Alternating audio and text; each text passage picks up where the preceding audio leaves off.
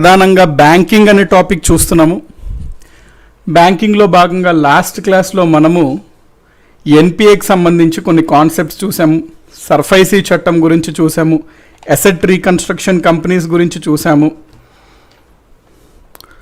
దాంతోపాటు మనము ఈ ఎన్పిఎస్ ప్రాబ్లమ్ని క్లియర్ చేయడం కోసం, సాల్వ్ చేయడం కోసం ఆర్బీఐ ఏమేం చర్యలు తీసుకుంది అనేది మనం నెక్స్ట్ క్లాస్లో కంటిన్యూ చేసుకుందాము అని లాస్ట్ క్లాస్లో అనుకున్నాం. సో ఈరోజు మనం ప్రధానంగా ఆర్బీఐ తీసుకున్న చర్యల గురించి చూద్దాం. Already Narasimhan 1 committee, Narasimhan 1 committee 2, debt recovery tribunal, debt recovery appellate tribunal, ఆ పాయింట్స్ అన్నీ లాస్ట్ క్లాస్లో చూసాము. సో ఈరోజు ఆర్బీఐ తీసుకున్నటువంటి చర్యల గురించి చూద్దాం. దాంతోపాటు బ్యాంకింగ్ మనం ఎట్లా చదువుతున్నాం కాబట్టి బ్యాంకింగ్ అనే టాపిక్, బ్యాంకింగ్కి సంబంధించి ఫ్యూ పాయింట్స్ మనమైతే తెలుసుకోవాలి. రీసెంట్గా జరిగినటువంటి కొన్ని బ్యాంక్ ఫ్రాడ్స్ అయితే కానివ్వండి, లేదా ఏటీఎంస్ గురించి కొంచెం బ్రీఫ్ ఐడియా ఉండాలి ఎగ్జామినేషన్ పాయింట్ ఆఫ్ వ్యూలో. సో ఆ రకంగా మనం ఈరోజు క్లాస్లో అయితే ముందుకు వెళ్దామండి. ఓకే,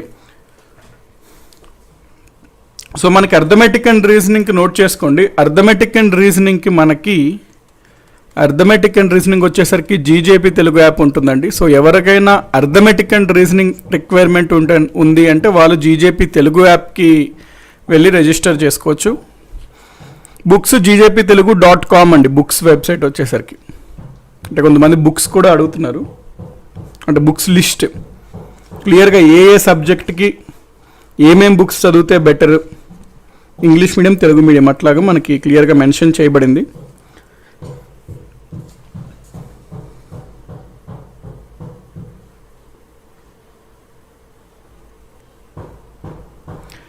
ఓకే, స్టార్ట్ చేసేద్దామండి ఈరోజు class. Let's start with this first topic. ఏంది అంటే ఆర్బీఐ తీసుకున్నటువంటి చర్యలు మనం చూద్దాం.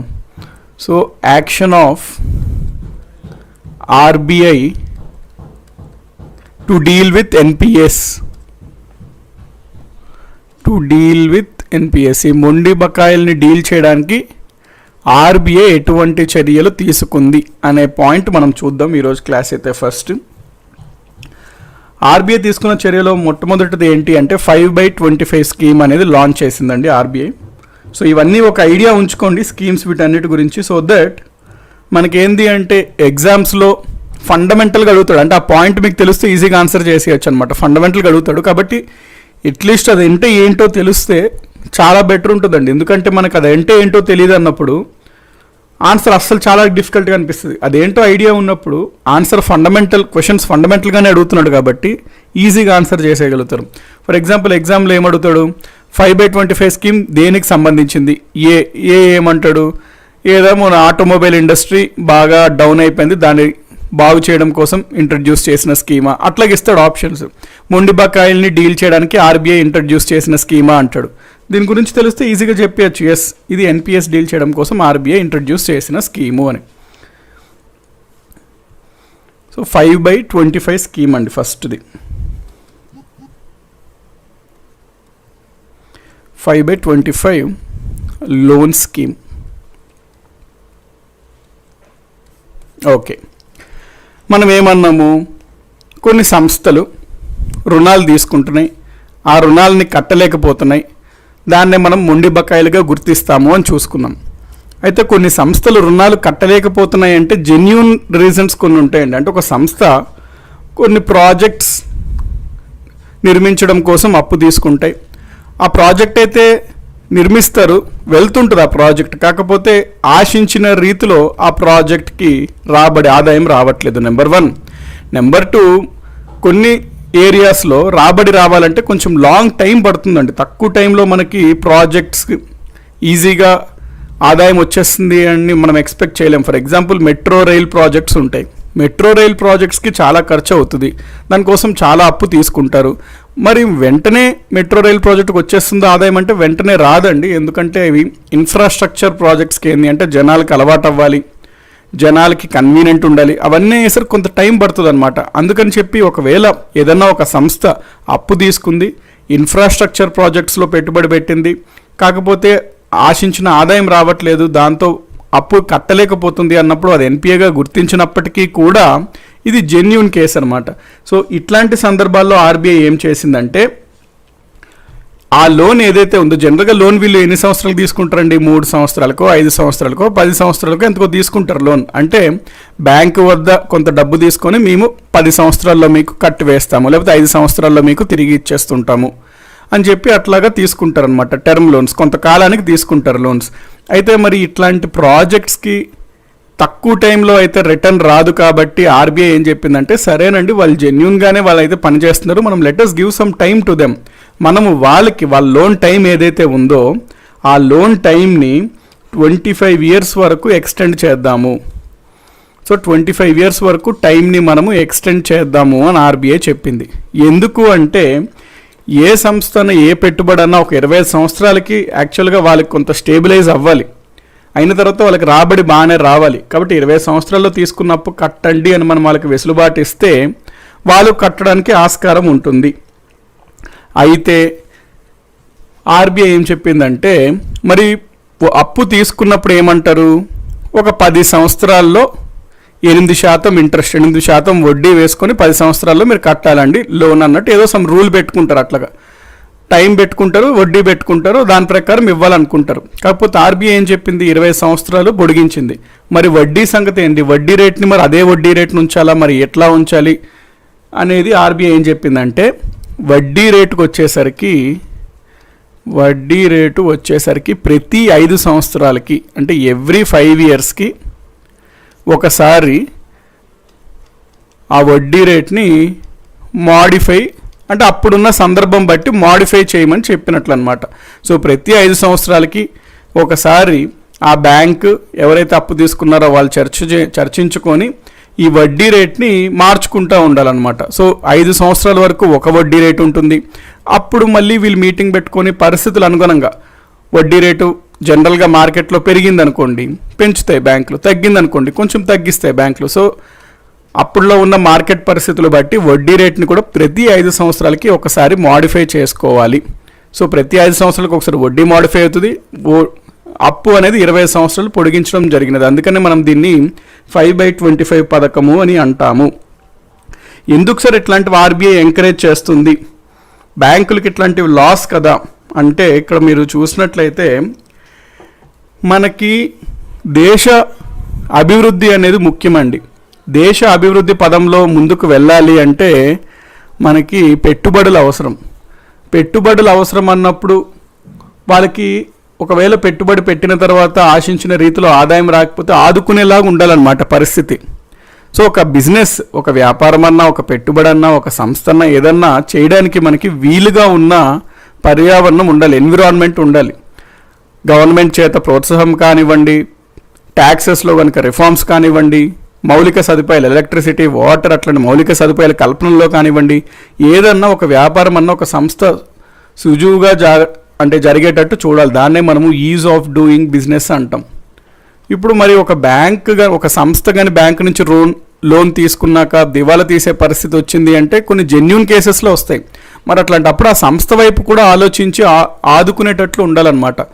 అందుకే ఇట్లాంటివన్నీ ఈజ్ ఆఫ్ డూయింగ్ బిజినెస్ అంటాం. సో వాటి కోసం ఆర్బీఐ అప్పుడప్పుడు వాళ్ళ తరపున కూడా ఆలోచించి ఈ విధంగా అప్పులలో మార్పులు చేర్పులు చేసే విధంగా ఉంటుంది. ఎందుకంటే అల్టిమేట్లీ మనకేంటి, అప్పు తీసుకునే అతను జెన్యూన్గా ఉండి కట్టలేకపోతే అతను కొంత వెసులుబాటు ఇవ్వాలి, బ్యాంకులకు కూడా అప్పు ఇచ్చాక అప్పు ఏదో ఒక విధంగా వచ్చేలాగా కొన్ని చర్యలు ఆర్బీఐ తీసుకోవాలి. సో ఇద్దరిని సాటిస్ఫై చేయడం కోసం ఇట్లాంటి పథకాలను అయితే ప్రభుత్వం అన్న ఆర్బీఐ అన్న లాంచ్ చేస్తుంటాయండి. ఓకే,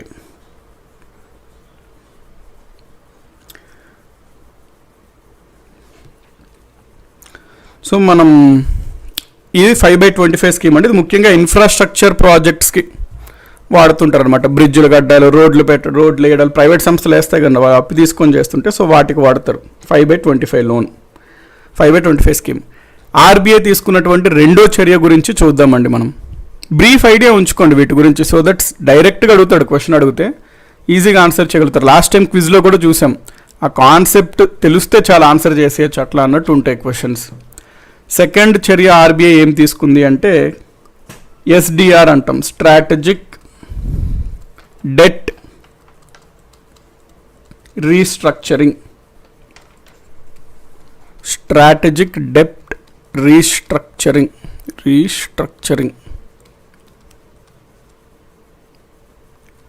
SDR అంటాం. ఎప్పుడన్నా ఎకానమీలో మీకు ఈ స్ట్రాటజిక్ అనే పదం కనబడింది అనుకోండి, ఎకానమీలో ముఖ్యంగా స్ట్రాటజిక్ అంటే పదం ఏంటి అంటే దీని ఒక అర్థము ఏదైనా ఒక సంస్థలో ఓనర్షిప్ సంబంధించినది అని. అంటే స్ట్రాటజిక్ అంటే ఓనర్షిప్, ఒక సంస్థ యొక్క ఓనర్షిప్ మార్చే విధంగానా లేకపోతే ఇన్ఫ్లుయెన్స్ చేసే విధంగానే ఏమైనా చర్యలు తీసుకుంటే వాటిని స్ట్రాటజిక్ డెసిషన్స్ అంటాము.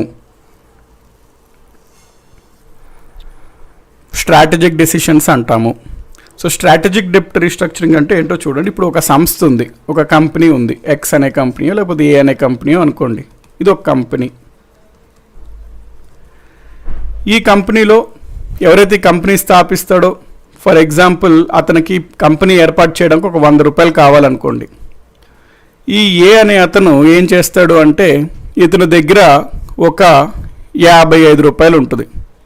55 రూపాయలు ఈయన పెట్టుబడి పెడతాడు. ఇంకా 45 రూపాయలు కావాలి కంపెనీకి.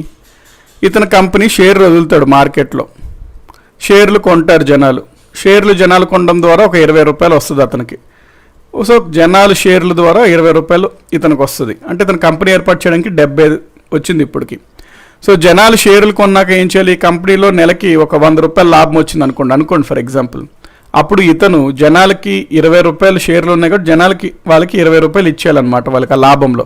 సో షేర్లు కొంటే లాభం ఏంటి అంటే ఆ కంపెనీకి వచ్చే లాభాల్లో వీళ్ళకి కొంత డివిడెండ్ వస్తుంటుంది, లాభం వీళ్ళకి సమకూరుస్తుంది. ఎందుకంటే ఈ సంస్థలో వాళ్ళకి 20% అనేది ఓనర్షిప్ ఉంది కాబట్టి.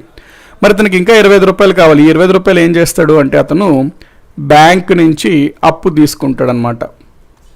బ్యాంక్ నుంచి అప్పు తీసుకుంటాడు ఈ 25. ఇప్పుడు బ్యాంక్ చూడండి ఏం చేస్తుందో, ఇతను ఒక బ్యాంక్ నుంచి అప్పు తీసుకున్నాడు కదండి, ఆ సంస్థ మనకి పెద్దగా నడవలేకపోతుంటుంది. అంటే పెద్దగా ముందుకు వెళ్ళట్లేదు, ఆదాయం పెద్దగా రావట్లేదు. దాంతో ఇతను అప్పు కట్టలేకపోతాడు. ఇతను తీసుకున్న అప్పుని ఎన్పిఏగా బ్యాంక్ పరిగణిస్తుంది. సో ఎన్పిఏగా పరిగణించిన తర్వాత ఆర్బీఐ ప్రవేశపెట్టిన స్ట్రాటజిక్ డెప్ట్ రీస్ట్రక్చరింగ్లో భాగంగా ఏం చేస్తారు అంటే ఈ బ్యాంక్ యొక్క అప్పు ఉంది కదండి, ఈ అప్పునే ఏం చేస్తారంటే బ్యాంక్ యొక్క అప్పుని ఆ బ్యాంకులో ఆ కంపెనీలో బ్యాంక్ యొక్క షేర్గా మారుస్తారనమాట. సో ఈ కంపెనీ బ్యాంకు దగ్గర తీసుకున్న అప్పు మొండి బకాయిలు అయ్యింది కాబట్టి, ఆ మొండి బకాయిలు అయితే అతను తీర్చలేకపోతున్నాడు కాబట్టి ఆ మొండి బకాయిల్ని బ్యాంక్ యొక్క మొండి బకాయిలు అది ఏదైతే ఉందో దాన్ని ఈ కంపెనీలో షేర్ లాగా మార్చేస్తారు. ఇప్పుడు బ్యాంకుకి 25% వాటా ఉంది ఈ బ్యాంకులో, ఈ సంస్థలో. ఈ కంపెనీలో ఇప్పుడు ఈ బ్యాంకుకి 25% వాటా ఉంది. ఓకే, కాకపోతే ఇప్పుడు ఇదంతా కంపెనీ ప్రాబ్లం ఎందుకు వచ్చింది అంటే ఈ పలానా ఏ అనే మేనేజ్మెంట్, ఆయన మేనేజ్మెంట్ కింద ఉంది, ఆయన నిర్వహిస్తున్నాడు ఈ కంపెనీని, ఆయన సరిగ్గా నిర్వహించట్లేదు, ఆయన పెద్దగా బిజినెస్ని పట్టించుకోవట్లేదు, సకాలంలో మంచి నిర్ణయాలు తీసుకోవట్లేదు. కాబట్టి ప్రాబ్లం మెజారిటీ ఈ కంపెనీ అయితే మంచి కంపెనీనే, యాక్చువల్గా అయితే బాగానే నడిచే కంపెనీనే, మంచి లాభాల్లో నడవాల్సిన కంపెనీ, కానీ కేవలం ఈ పలానా ఏ అనే వ్యక్తి యొక్క నిర్వహణ మేనేజ్మెంట్ బాగోలేదు కాబట్టే ఈ ప్రాబ్లం వస్తుంది అని చెప్పి అప్పుడు బ్యాంక్స్ ఏం చేస్తాయంటే ఫోర్స్ఫుల్గా ఈ ఏ యొక్క 55 వాటాలో కూడా ఏం చేస్తారంటే ఒక 15 ఒక 20 వాటా కొనేస్తారండి. ఏ దాంట్లో కూడా ఫోర్స్ఫుల్గా ఒక 20 వాటా బ్యాంక్ వాళ్ళు కొంటారు. అప్పుడు ఏమవుతుంది, బ్యాంక్ యొక్క షేర్ ఎంత అవుతుంది, కంపెనీలో 20 కొంటారు కాబట్టి బ్యాంక్ యొక్క షేర్ ఇప్పుడు 45 అయిపోయింది. ఈ ఏ అనే షేర్ ఎంత అయింది, 35 అయిపోయింది. దాంతో ఇప్పుడు మెజారిటీ ఎవరు వచ్చారు, బ్యాంకుకి వచ్చింది ఆ సంస్థలో. అంటే ఆ కంపెనీకి మెజారిటీ ఇప్పుడు ఎవరు, బ్యాంక్ వాళ్ళు ఉన్నారు. కాబట్టి ఇప్పటి నుంచి ఎవరైతే మెజారిటీ ఉంటారో వాళ్ళకంటే ఎక్కువ నిర్వహణ అధికారం వాళ్ళకు ఉంటుంది. ఇప్పుడు ఈ సంస్థలో మెజారిటీ బ్యాంక్ షేర్ ఉంది కాబట్టి బ్యాంక్ ఏం చేస్తుంది అంటే ఈ మేనేజ్మెంట్ ఏ చేతిలో తీసేసి బ్యాంక్సే డైరెక్ట్గా మేనేజ్మెంట్ తీసుకొని మంచి మేనేజర్లు సూపర్వైజర్లను పెట్టి ఆ సంస్థను లాభాల్లోని నడిచేలాగా ప్రయత్నాలు చేస్తాయి. ఒకవేళ గనక సంస్థ లాభాలు వచ్చిందనుకోండి, అప్పుడు ఏమవుతుంది, షేర్లు పెరుగుతాయి, షేర్ రేట్లు పెరుగుతాయి. సో బ్యాంక్ అప్పుడు ఆ షేర్ రేట్లు నమ్ముకోవచ్చు, దాని ద్వారా బ్యాంకుకి రావాల్సిన డబ్బు కంటే ఎక్కువే డబ్బు రావచ్చు. లేదా సంస్థ చాలా బాగా నడుస్తుంటే ఏంటి, మరి బ్యాంక్కే మెజారిటీ షేర్ ఉంది కాబట్టి లాభాలు కూడా ఎక్కువ బ్యాంకే రాస్తాయి. సో షేర్లు అమ్మకుండా బ్యాంకే నిర్వహించుకుంటూ ఆ లాభాలని కూడా బ్యాంకు తీసుకోవచ్చు. బ్యాంక్ యొక్క ఇష్టం అనమాట, ఏదైనా చేయొచ్చు, షేర్లను అమ్మేయచ్చు పెరిగిన తర్వాత, లేదా ఆ సంస్థకు వచ్చే లాభాల్లో బ్యాంక్ యొక్క వాటాని అధికం కాబట్టి అధిక వాటా లాభాల్లో బ్యాంక్కి సమకూరుస్తుంది, బ్యాంక్ నిర్వహించుకుంటూ ముందుకు వెళ్ళొచ్చు. సో ఈ రకంగా ఒక అప్పుని, అప్పు అంటే ఏంటి, మనము డెట్ అంటాం, అప్పుని ఏ విధంగా మార్చారు ఇక్కడ, ఈ సంస్థ కంపెనీలో వాటాగా మార్చారు. వాటా అంటే మనం ఈక్విటీ అంటాం. సో ఈ విధంగా డెట్ అప్పు నుంచి ఈక్విటీగా మార్చడం, అది కూడా స్ట్రాటజిక్గా మార్చడం. స్ట్రాటజిక్గా మార్చడం అంటే అర్థం ఏంటి, ఏ విధంగా అయితే ఈ అప్పు నుంచి ఈ వాటా మార్చారో ఆ మార్చడం వలన ఆ సంస్థలో ఓనర్షిప్, నిర్వహణ, మేనేజ్మెంట్ మారుతుంది ఇక్కడ.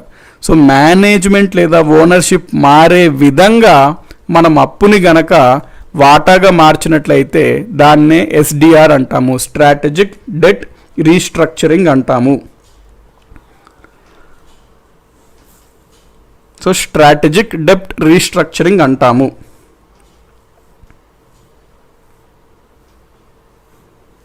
సో ఓకే కదండి, స్ట్రాటజిక్ డెట్ రీస్ట్రక్చరింగ్ అంటాం, ఎస్డిఆర్ అంటాం. సో ఈ విధంగా ఒకవేళ గనక బ్యాంకుకున్న ఒక సంస్థ మొండి బకాయిల్ని అప్పుని వాటాగా మార్చుకుంటూ స్ట్రాటజిక్గా మార్చుకుంది అప్పు అంటే, ఆ కొనుగోలు కూడా ఎట్లా ఉంది అంటే, ఆ బ్యాంక్ చేసింది ఓనర్షిప్, నిర్వహణ అనేది మారుతుంది, మేనేజ్మెంట్ ఆ సంస్థలో, ఆ విధంగా కొనుగోలు చేస్తే దాన్ని ఎస్డిఆర్ అంటాం.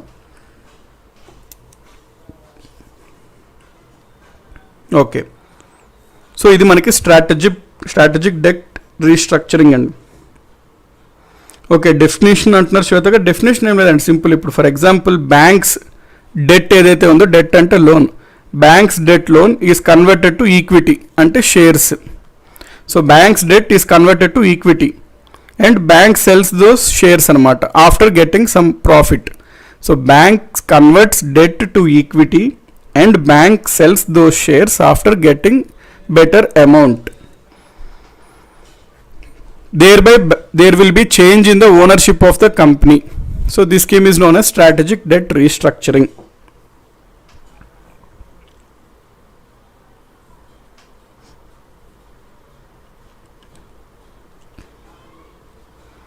దేవి ప్రసాద్ గారు, సార్ 5/25లో 5 ఎందుకు సార్ అంటున్నారు? 5 అదేనండి, 5 ఏంటి, ప్రతి 5 సంవత్సరాలకి మనం చదువుకున్నాం, అది ప్రతి 5 సంవత్సరాలకి వడ్డీ రేట్ను మాడిఫై చేసే విధంగా వీళ్ళు చర్చించుకుంటారు. వీళ్ళు ఒక సమావేశం ఏర్పరచుకొని బ్యాంక్ వాళ్ళు, అప్పు తీసుకున్న వాళ్ళు, అప్పట్లో ఉన్న మార్కెట్ కండిషన్స్ బట్టి వడ్డీ రేట్ని ఏ విధంగా మనం మార్చుకుందామా, పెంచుదామా, తగ్గిద్దామా, ఏ విధంగా చేసుకుందామని చెప్పి ప్రతి 5 సంవత్సరాలకి వడ్డీ రేట్ని వీళ్ళు మార్చుకుంటూ ఉంటారు. అందుకనే 5 అంటే అర్థం అదనమాట.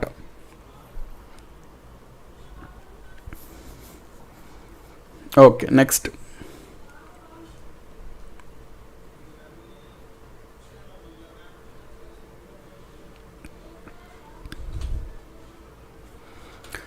మూడోది కూడా ఆల్మోస్ట్ సేమ్ ఎస్డిఆర్ లాంటిదేనండి. ఇదేంటి అంటే మనకి స్మాల్ డిఫరెన్స్ ఉంటుంది.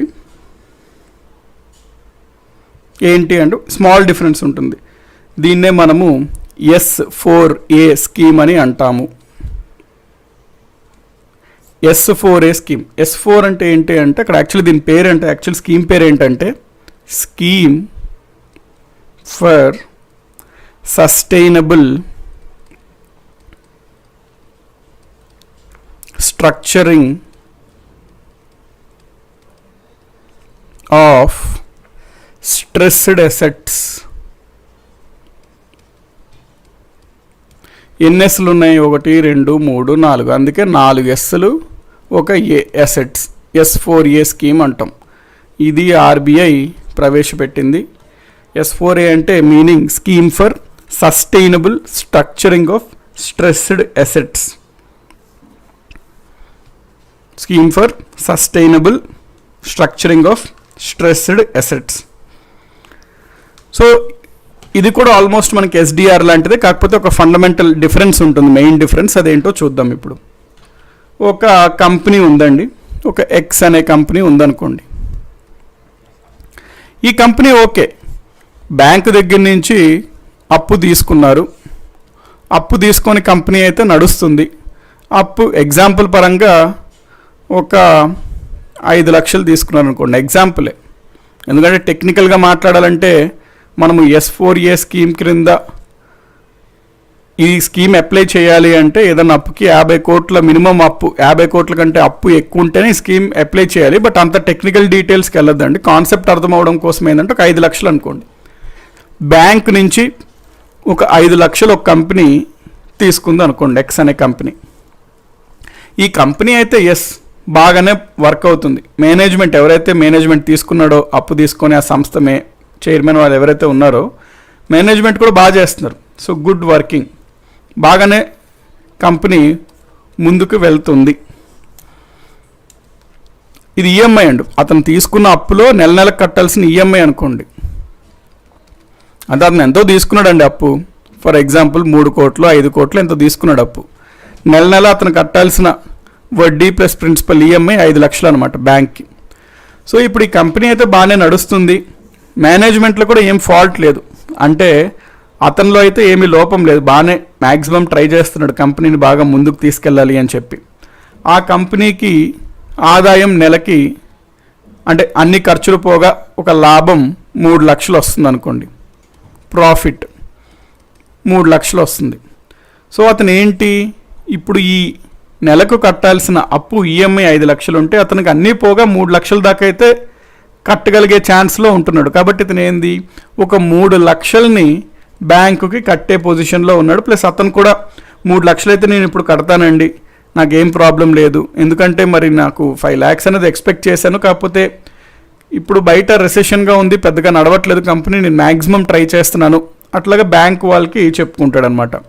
అప్పుడు బ్యాంక్స్ ఏం చేస్తాయంటే, ఓకే నీ కంపెనీ అయితే సిన్స్ కంపెనీ అయితే బాగానే ఉంది, వర్కింగ్ అనేది ఓకేగా ఉంది, సిన్స్ కంపెనీ వర్కింగ్ ఓకే, మాకు ఆ ప్రాబ్లం లేదు నీతో, కాబట్టి మేనేజ్మెంట్ నీదేనే ఉంది, ఓనర్షిప్ అంటే మేనేజ్మెంట్ లేకపోతే ఓనర్షిప్ మాకేమీ వద్దు, నువ్వే చేయి, ఎందుకంటే నువ్వే సమర్థవంతంగానే చేస్తున్నావు, మేము నీ దగ్గర ఓనర్షిప్ తీసుకొని మేనేజ్మెంట్ తీసుకొని మేము పెద్దగా చేసేది ఏమి ఉండదు, కాబట్టి నీదే ఉంచుకో ఓనర్షిప్, మేము దాంట్లో ఏమీ మీకు ఇబ్బంది పెట్టము. కాకపోతే నువ్వు రిమైనింగ్ ఏదైతే ఉందో కట్టాల్సిన నెలకి అమౌంట్ 2 లక్షలు, అది సింపుల్గా మాకు ఆ 2 లక్షల విలువ గల మీ కంపెనీలో షేర్స్ని ఇచ్చేయి. సో ఓన్లీ ఎంతవరకైతే అతను కట్టలేకపోతున్నాడో, ఇది అన్సస్టైనబుల్ అంటాం అనమాట. అంటే ఇది సస్టైనబుల్, ఇతను కట్టగలుగుతున్నాడు ఇంత, ఇది అన్సస్టైనబుల్. ఓన్లీ ఈ పార్ట్ వరకు ఎంత వస్తుంది, దాదాపుగా 2 లక్షలు అనుకోండి ఒక కంపెనీలో, ఆ షేర్ 2 లక్షలు అంటే ఎంత, ఒక 5%, 4%, 3% ఎంతో అంత తక్కువ ఉంటుంది. సో కేవలం ఆ యొక్క షేర్ మాత్రమే, వాల్యూ మాత్రమే మాకు బ్యాంక్ వాళ్ళకి అప్పుని, కట్టలేని అప్పుని షేర్లా మార్చు, దీనివల్ల ఎటువంటి చేంజ్ ఉండదు మేనేజ్మెంట్లో కానీ ఓనర్షిప్లో కానీ. ఆ విధంగా మనము ఒక ఎన్పిఏని అంటే అప్పు కట్టలేని పరిస్థితిలో ఒక కంపెనీ యొక్క అప్పుని మనం మార్చుతున్నాం అనుకోండి, దాన్నే మనం S4A స్కీమ్ అని అంటాము. సో S4A స్కీమ్ ఏంటి అంటే, తీసుకున్న అప్పులో మొత్తం కాకపోతే కొంత కట్టగలుగుతున్నాడు, ఆ కట్టలేని అమౌంట్ ఏదైతే ఉందో అప్పు, దానిని ఆ కంపెనీలో వాటాగా షేర్గా మాత్రమే బ్యాంకు కన్వర్ట్ చేసుకుంటుంది. దీని ద్వారా ఏంది అంటే ఆ కంపెనీలో మేనేజ్మెంట్ కానీ ఓనర్షిప్లో కానీ ఎటువంటి మార్పు ఉండదు. ఎందుకు అంటే మనకి ఇక్కడ వచ్చిన ప్రాబ్లం మేనేజ్మెంట్ వల్ల ఓనర్షిప్ వల్ల కాదు. అదే ఇందాక చూసిన SDRలో ఏంటి, ఆ కంపెనీకి ప్రాబ్లమే ఆ మేనేజ్మెంట్, అందుకనే మేనేజ్మెంట్ మారే విధంగా ఇక్కడ చర్యలు తీసుకుంటుంది బ్యాంకు, దాన్ని మనం SDR అంటాం. ఇక్కడ కేవలం ఏదైతే కట్టలేకపోతున్నాడో కొంత భాగాన్ని, ఆ భాగాన్ని వాటాగా మార్చుకుంటాం. సో దట్ బ్యాంకుకి ప్రాబ్లం ఉండదు, కంపెనీకి కూడా ప్రాబ్లం ఉండదు, కంపెనీ కూడా బాగానే ఉన్నట్టు ఉంటుంది. సో మనం అందుకనే ఆర్బీఐ ఇద్దరికీ హెల్ప్ఫుల్ అయ్యేలాగా, బ్యాంకు కూడా వాటా వచ్చేస్తుంది, ఆ కంపెనీ బ్యాంక్ కూడా హ్యాపీ ఆ కంపెనీలో వాటా అంటే, ఎందుకంటే ఆ కంపెనీ అయితే లాభాల్లోనే నడుస్తుంది, మేనేజ్మెంట్ నిర్వహణ కూడా బాగానే ఉంది, కాబట్టి మాకు ఎంతో కొంత ప్రాఫిట్స్ వస్తుంటే మేము తర్వాత షేర్లను వేరే వాళ్ళకన్నా అమ్ముకోవచ్చు, బ్యాంక్స్ హ్యాపీ, అతను హ్యాపీ. మరి 3 లక్షలు అయితే నేను కట్టగలుగుతున్నాను, మిగతా 2 లక్షలు నా దాంట్లో మీరు షేర్ కొనుక్కుంటే బెటర్ అండి అన్నట్టు అతనికి హ్యాపీ.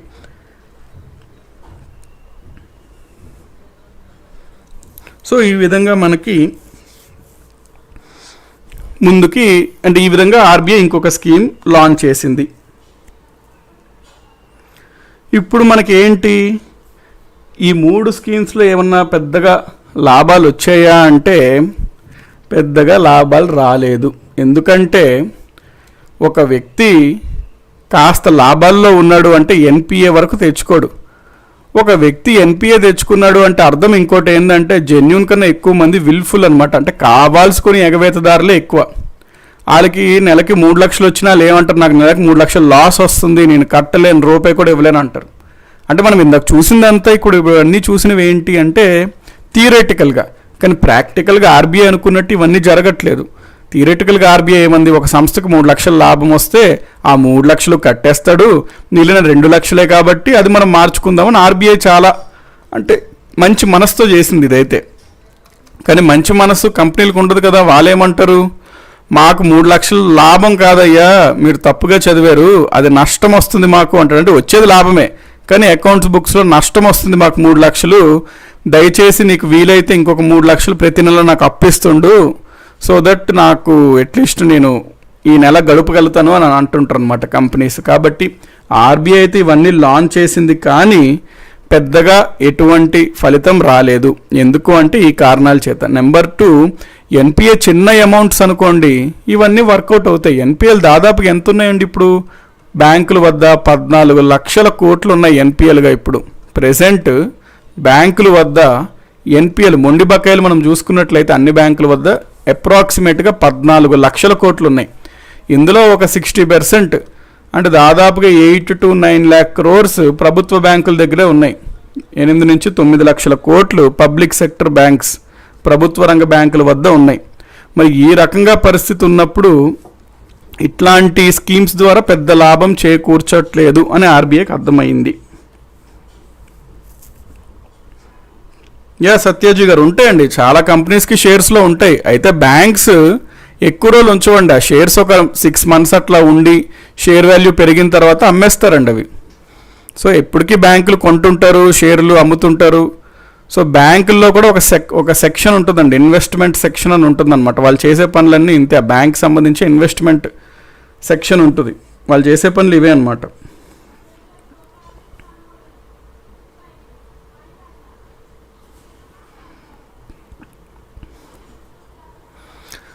సో మనకి ఈ 3 స్కీమ్స్ గుర్తుపెట్టుకోండి. ఇది అవ్వట్లేదు, ఆర్బీఐ ఏం చేయలేకపోతుంది. అప్పుడు గవర్నమెంట్ వచ్చిందనమాట రంగంలోకి, సెంట్రల్ గవర్నమెంట్ ఆర్బీఐని తిట్టింది. మీరే పుస్తకాలు చదువుతారు కానీ మీకు ప్రాక్టికల్ నాలెడ్జ్ లేదయ్యా, మీకు పెద్ద ఆలోచన అయితే తక్కువ, మీకు పేరుకి సూట్లు వేస్తారు, స్టాన్ఫోర్డ్ యూనివర్సిటీ అంటారు, ఆ యూనివర్సిటీ అంటారు, ఇంక మీ వల్ల జరగండి, ఇది ఏదో నేనే క్లియర్ చేయాలి, నేను మాత్రమే దీన్ని చేస్తాను అని గవర్నమెంట్, అందులోని మోడీ, నేనైతేనే డీల్ చేయగలుగుతాను, ఇంకా ఆర్బీఐకి పక్కకి జరగమన్నాడు. ఇప్పుడు గవర్నమెంట్ వచ్చింది రంగంలోకి. అంత మేధావులైనటువంటి ఆర్బీఐలే చేయలేనప్పుడు ప్రభుత్వం ఏ విధంగా చేస్తుందో అనేది మనం ఇప్పుడు చూద్దాం. ఇంకా అటర్ ఫ్లాప్ అవుద్ది సింపుల్ చెప్పాలంటే. ప్రభుత్వం వచ్చి ఏమంటుంది,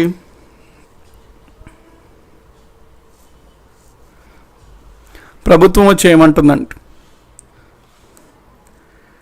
సుమన్ గారు, ప్రైవేట్ లిమిటెడ్ కంపెనీ షేర్స్ అంటే ఏ కంపెనీకి అయితే షేర్స్ ఉంటే వాటికేనండి. ఇప్పుడు ఇవన్నీ చదివిన మనం ఏంటి అంటే పబ్లిక్ అంటే షేర్స్ ఉన్న కంపెనీస్కి అండి ఈ విధంగా చేస్తారు. ఎందుకంటే ఆల్రెడీ నేను చెప్పా, ఒక S4A స్కీమ్ కింద అప్లై చేయాలి అంటే ఖచ్చితంగా 100 కోట్ల కంటే ఎక్కువ అప్పు ఉన్న వాళ్ళకే అప్లై చేస్తారు. కాబట్టి ఇవి షేర్లు ఉన్న కంపెనీ పెద్ద పెద్ద అప్పులకండి ఈ స్కీమ్స్ అన్నీ. ఎవరో ఒక వ్యక్తి 50,000 తీసుకుంటే 20,000 తీసుకుంటే ఇంత, ఈ స్కీమ్స్ వాళ్ళ కోసం పెద్దగా ఆలోచించరండి. స్కీమ్స్ అన్నీ హ్యూజ్ అమౌంట్ ఉన్న స్కీమ్స్. సో యూజువలీ షేర్స్తో కూడిన కంపెనీస్తో కూడిన స్కీమ్స్ అనమాట ఇవన్నీ. ఓకే, ఇప్పుడు మనకి ప్రభుత్వం వచ్చింది రంగంలోకి. ప్రభుత్వం ఏమంటుంది, బ్యాంక్ ఉంది, బ్యాంక్ యొక్క బ్యాలెన్స్ షీట్ మనం చూసుకున్నట్లయితే బ్యాంక్ యొక్క ఆదాయం, బ్యాంక్ యొక్క వ్యయం, లేకపోతే బ్యాంక్ యొక్క ఆస్తులు, బ్యాంక్ యొక్క లయబిలిటీస్ అనేవి చూసుకున్నప్పుడు బ్యాంకులో ఆస్తుల్లో అప్పులన్నీ రాసుకుంటున్నాయి. కాకపోతే అందులో ఎక్కడ పడితే అక్కడ రెడ్ ఇంక్లు అనమాట. చిన్నప్పుడు మనం స్కూల్లో మన నోట్స్లో ఉంటుంటాయి, అంటే యూనిట్ టెస్ట్ ఎగ్జామ్స్లో బుక్స్లో రాస్తే ఎక్కడ పడితే అక్కడ రెడ్ ఇంకులు ఉంటాయి టీచర్వి, ఇట్లా ఇట్లా ఇట్లా ఇట్లా మొత్తం పేజ్ అంతా టీచర్ ఇట్లా కొడుతుంటుంది అనమాట. ఓ పేజ్ అయితే కంప్లీట్గా ఇట్లా కొట్టేస్తుంది, ఇట్లా కొట్టేస్తుంది, ఇట్లా ఇట్లా ఇట్లా ఇట్లా కొట్టేస్తుంది, ఇంకా ఫ్రస్ట్రేషన్. సో మనకి బ్యాంకులో ఆస్తులు ఉంటాయి, ఆస్తులు చాలా మొండి బకాయిలు ఉంటాయి. అయితే దీనివల్ల బ్యాంకుకి ఏమవుతుంది అంటే బ్యాంక్ యొక్క ఆస్తులు ఫలితాలు ఇవ్వట్లేదు, నాన్ పెర్ఫార్మింగ్గా ఉంటున్నాయి. దీనివల్ల ఏమవుతుందంటే ఆ బ్యాంక్ యొక్క క్రెడిబిలిటీ తగ్గిపోతుందంట. అంటే ఆ బ్యాంక్ పైన ప్రజలకు ఉన్న క్రెడిబిలిటీ తగ్గిపోతుంది. దానివల్ల ఏమవుతుందంటే ఎక్కువ మంది ప్రజలు ఆ బ్యాంక్ మీద ఆ బ్యాంకులో డబ్బులు జమ చేసుకోవడానికి ఇంట్రెస్ట్ చూపట్లేదు, ఉన్నవాళ్ళు డబ్బులు లాగేస్తున్నారు. ఈ బ్యాంకు పెద్దగా రాణించదు, అంత మొండి బకాయిలు ఎక్కువ అని చెప్పి షేర్స్ ఏమవుతున్నాయి, షేర్స్ పడిపోతున్నాయి. బ్యాంకుకి షేర్లు పడిపోతున్నాయి, డబ్బులు లాగేసుకుంటున్నారు, కొత్తగా డబ్బులు జమ చేయట్లేదు. దాంతో బ్యాంకులు దివాలా తీసే పరిస్థితులకు వెళ్ళిపోతున్నాయి. ఇది ప్రాబ్లం అంతా ఎందుకు వస్తుందంటే ఇక్కడ మనకి బ్యాంకులు ఈ తలనొప్పిగా తయారైంది కాబట్టి ఎన్పిఏ. కాబట్టి బ్యాంకుల నుంచి ఏదో ఒక విధంగా ఈ తలకాయ నొప్పి ఎన్పిఏ ఇంకొకరికి మనం ట్రాన్స్ఫర్ చేసామనుకోండి, బ్యాంక్ అయితే చేతులు దులుపుకుంటుంది. సో బ్యాంక్ అనేది మనకి ఇబ్బంది పరిస్థితిలో వెళ్ళదు. బ్యాంక్ ఇబ్బంది పరిస్థితిలో వెళ్ళకపోతే ఒక ఆర్థిక వ్యవస్థలో కూడా కొంచెం బాగుంటుంది. ఎందుకంటే ఒక బ్యాంక్ దివాలా తీసిందంటే అది ఓన్లీ బ్యాంక్ మీదే కాదండి, మీపైన, నాపైన, అందరిపైన ప్రభావం ఉంటుంది. ఏ విధంగా ఉంటుంది, మనకి ఏదో ఒక కారణం చేత మనం అప్పు కావాలి అని వెళ్ళామనుకోండి, ఒక బ్యాంక్ దివాలా చేస్తే ఆ బ్యాంక్ సంబంధం ఉన్న అన్ని బ్యాంకులు ఇబ్బందుల్లో పడతాయి. దాంతో అన్ని బ్యాంకులు అప్పులు ఇవ్వడానికి ఇష్టపడవు, ఇచ్చిన అప్పు చాలా ఎక్కువ వడ్డీకి ఇవ్వడానికి చూస్తారు. కాబట్టి ఇవన్నీ కారణాల చేత ఒక బ్యాంక్ ఎక్కడన్నా మనకు ప్రాబ్లం వస్తే ఆర్థిక వ్యవస్థలో ఆ ప్రభావం అందరిపైన పడుతుంది, అందరిపైన తీవ్రంగా పడుతుంది. అందుకని చెప్పి ప్రభుత్వం ఆలోచన అయితే బాగుంది. ఈ ఎన్పిఏ ఏదైతే బ్యాంకుకు ఉందో తలకాయ నొప్పి, ఆ ఎన్పిఏ బ్యాంకుకి లేకుండా తీసేసి ఇంకొకరికి ట్రాన్స్ఫర్ చేసామనుకోండి, అప్పుడు బ్యాంక్ యొక్క హెల్త్ అనేది పాడవ్వదు అని గవర్నమెంట్ భావించింది. మరి ఆ ఎన్పిఏ వీలికి అవుతుంది కదా తలకాయ నొప్పి అంటే ఓకే, ఇదేంటంటే దీనికి ఏం షేర్స్ అట్లాగే ఏమి ఉండదు, ఇది ప్రభుత్వం కంట్రోల్ ఉంటుంది కాబట్టి దీనికి పెద్ద ప్రాబ్లం లేదు అనేది గవర్నమెంట్ అనుకుంది. ఇప్పుడు చూడండి గవర్నమెంట్ ఏం చేసింది, మరి బ్యాంకుల వద్ద ఉన్న ఎన్పిఏని ఆల్రెడీ మనకి ముందు చూసుకున్నాం. ఎవరిపైన వేయాలనుకున్నారు, నాన్ పెర్ఫార్మింగ్ అసెట్స్ అండి. శేఖర్ గారు ఎన్పిఏ ఎబ్రివేషన్ అంటున్నారు, నాన్ పెర్ఫార్మింగ్ అసెట్స్ అనమాట. యా సుమన్ గారు క్యాచ్ చేశారండి పాయింట్. సుమన్ గారు సుమన్ ఎస్ బాగా చెప్పారు. అందుకే కదా సార్ మరి ఏఆర్సీలు ఉన్నాయి అంటున్నారు. అదే పాయింట్ ఇప్పుడు నేను చెప్తున్నానండి. ఈ పాయింట్ అయితే సుమన్ గారు బాగానే చెప్పారు. ఇప్పుడు ఏంటంటే పాయింట్, ఎప్పుడైతే ఎన్పిఎస్ ఉన్నాయో దానికోసమే ఆల్రెడీ ఏం స్టార్ట్ చేశారు, ఏఆర్సీలు స్టార్ట్ చేశారు. అందులో భాగంగానే మనం ఫస్ట్ ఏఆర్సీఏఎల్ అవన్నీ చూసాం కదండి. సో ప్రభుత్వం అయితే అంటే ముందు ఏఆర్సీలు అనేది స్టార్ట్ చేశారు. సో ఫస్ట్గా మనకి ఏర్పాటైంది ఏఆర్సీ అనేది కూడా చూసాము 2002 ఆ టైంలోనే సర్ఫేసీ చట్టం కింద ఏఆర్సీలు తెచ్చారు. కాకపోతే ప్రాబ్లం ఏంటి, ఏఆర్సీలు అనేవి ప్రైవేట్ అనమాట. ఏఆర్సీలు అనేవి ప్రైవేట్. ఈ ఏఆర్సీ ప్రైవేట్ అవ్వడం వల్ల ఎవరన్నా ప్రైవేట్ వ్యక్తి 4-5 సార్లు ఆలోచిస్తాడు దేనిపైన పెట్టుబడి పెట్టాలన్నప్పుడు. బ్యాంకుల వద్ద ఎన్పిఏ అంటే తలకాయ నొప్పి తీసుకొచ్చి ఇతను ఎందుకంటే తన తల మీద పెట్టుకోవాలనుకుంటాడు, ఏదో లాభం మ్యాక్సిమం వచ్చే విధంగా ఉంది అంటే పెట్టుకోవాలనుకుంటాడు. కాకపోతే ఇవి తీసుకున్న ఎన్పిఏ చేసిన వాళ్ళందరూ ఇందాక మనం చూసాం పద్మశ్రీ నంది అవార్డులు అనమాట. ఎవరైతే ఎన్పిఏలు ఉన్నారో క్యాండిడేట్స్, ఒకరి నుంచి ఒకరి పెర్ఫార్మెన్స్ ఉంటుంది. అందుకని చెప్పి అబ్బో ఆ పెర్ఫార్మెన్స్ నా వల్ల కాదమ్మా, ఆ రూపాయి యాక్టర్ గురించి నా వల్ల కాదు, ఆ రూపాయి యాక్టర్ నుంచి నేను రూపాయి లాగడం, సో నాకొద్దు అని చెప్పి ప్రైవేట్ వాళ్ళు ఏర్పాటైతే చేశారు సంస్థలు, కానీ చాలా వరకు ఆ సంస్థల్ని క్లోజ్ చేసేసారు మళ్ళీ. ప్లస్ ప్రైవేట్ సంస్థలు మొత్తం మనకు అప్పుడు దాదాపుగా 27 ఏఆర్సీలు ఉన్నాయండి ప్రైవేట్లు. 27 ఏఆర్సీ కంపెనీల దగ్గర, ప్రైవేట్ కంపెనీల దగ్గర చూసుకున్న మూలధనం చూసుకున్నట్లయితే మనము మొత్తం మూలధనం ఎంత ఉంది, వీళ్ళకి కలిపితే తిప్పి కొడితే 40,000 కోట్లు ఉంది. మొత్తం అప్పుడు ఏర్పాటైన మొత్తం 27 ఏఆర్సీ కంపెనీల యొక్క మూలధనం 40,000 కోట్లు ఉంది. ఈ ఎన్పిఏ చూసుకుంటే ఎంత ఉంది, గుండు పగిలిపోద్ది 23 ఏఆర్సీలకి ఎన్పిఏ ఒకవేళ ఫిగర్ చూస్తే. ఇది 14 లక్షల కోట్లు ఉంది. ఎక్కడ ఇంకా వీళ్ళు ఏం చేయగలుగుతారు, వీళ్ళు మూలధనమే 40,000 కోట్లు ఉంది అంటే అలా ఇది శక్తే 40,000 కోట్లు మొత్తం కలిపితే. అట్లాంటి వాళ్ళు ఇవన్నీ ఎట్లా డీల్ చేయగలుగుతారు. సో ఏఆర్సీ అనేది ఆశించినది కాదు, అసలు ఎటువంటి సక్సెస్ అవ్వలేదు. అప్పుడు ప్రభుత్వం ఏమందంటే ఓకే ప్రైవేట్ వాళ్ళు ఈ రంగాల్లో రానివ్వలేరు. ఇట్లాంటి దాంట్లో గవర్నమెంటే మనకి సరైనది, గవర్నమెంటే సమర్థమైనది. ఇట్లాంటి గవర్నమెంటే డీల్ చేయాలని గొప్పగా ఆలోచించి ఈ ప్రభుత్వం ఏం చేసిందంటే గవర్నమెంట్ ఒక ఏఆర్సీ లాంటిదే అండి, అది గవర్నమెంట్ది అనమాట. దాన్నే మనము పారా అంటాము. పారా, ఇది పారా గురించి ఇప్పుడు మనం చూద్దాం. వెరీ ఇంపార్టెంట్ పారా. సో గవర్నమెంట్ ఏంటి, మనకి ఈ ఏఆర్సీ అయితే మనం ఆశించిన తీరులో రావట్లేదు ఫలితాలు. సో అందుకని అది డైరెక్ట్గా మనము ప్రభుత్వం చేతిలోనే ఇట్లా పెడితే ప్రభుత్వం అనేది దీన్ని ఎఫెక్టివ్గా డీల్ చేయగలుగుతుంది అని చెప్పి ప్రభుత్వం పారా బ్యాంక్ అనే కాన్సెప్ట్ తీసుకొచ్చిందండి. పారా బ్యాంక్, పారా అంటే public asset restructuring agency. Simple భాషలో చెప్పుకోవాలంటే ఇది గవర్నమెంట్ యొక్క ఏఆర్సీ అని చెప్పుకోవచ్చు, పారా. ఇప్పుడు ఏమైందో చూడండి, ప్రభుత్వం పారాను ఏర్పాటు చేసింది. ఏంటంటే ఈ పారా ప్రకారం బ్యాంకులు వద్ద ఉన్న ఎన్పిఏలన్నీ ఇది కొంటదంట పారా. సో బ్యాంకులకి ఏమవుతుంది, వాళ్ళ యొక్క బ్యాలెన్స్ షీట్ అంతా క్లియర్ అయిపోతుంది, బాగా కనబడుతుంది బ్యాలెన్స్ షీట్. సో బ్యాంకులకు కూడా ఇప్పుడు ఏం బాధ లేదు, హాయిగా బ్యాంకులు వ్యాపారం బిజినెస్ చేసుకుంటే బ్యాంకుల్లో ఉన్న కస్టమర్లు అట్లాగే లాయల్గా నమ్మకంగా ఉంటారు, బ్యాంకుల షేర్లు పెరుగుతూ ఉంటాయి, అన్నీ బాగుంది అనుకున్నారు. మరి అంతా తలకాయ నొప్పి వీళ్ళపైన వేసారు కదా సార్, మరి వీళ్ళు ఎట్లా బతకాలి అంటే చూడండి, వీళ్ళకి తలపై నొప్పి వచ్చినా పర్వాలేదు, ఎందుకంటే ఈ తలకాయ ఇది ఏదైతే ఉందో పారా, దానికి ఒక షేర్ మార్కెట్ లాంటిది కాదు అది, అంటే దీనికి ఏం షేర్స్ అట్లా ఉండవు, ఇది డైరెక్ట్గా ప్రభుత్వం చేతిలో ఉంటుంది కాబట్టి ప్రభుత్వానికి వీలైనప్పుడు మెల్లమెల్లగా డబ్బులు ఇవ్వచ్చు అన్నట్టు అనుకుంది.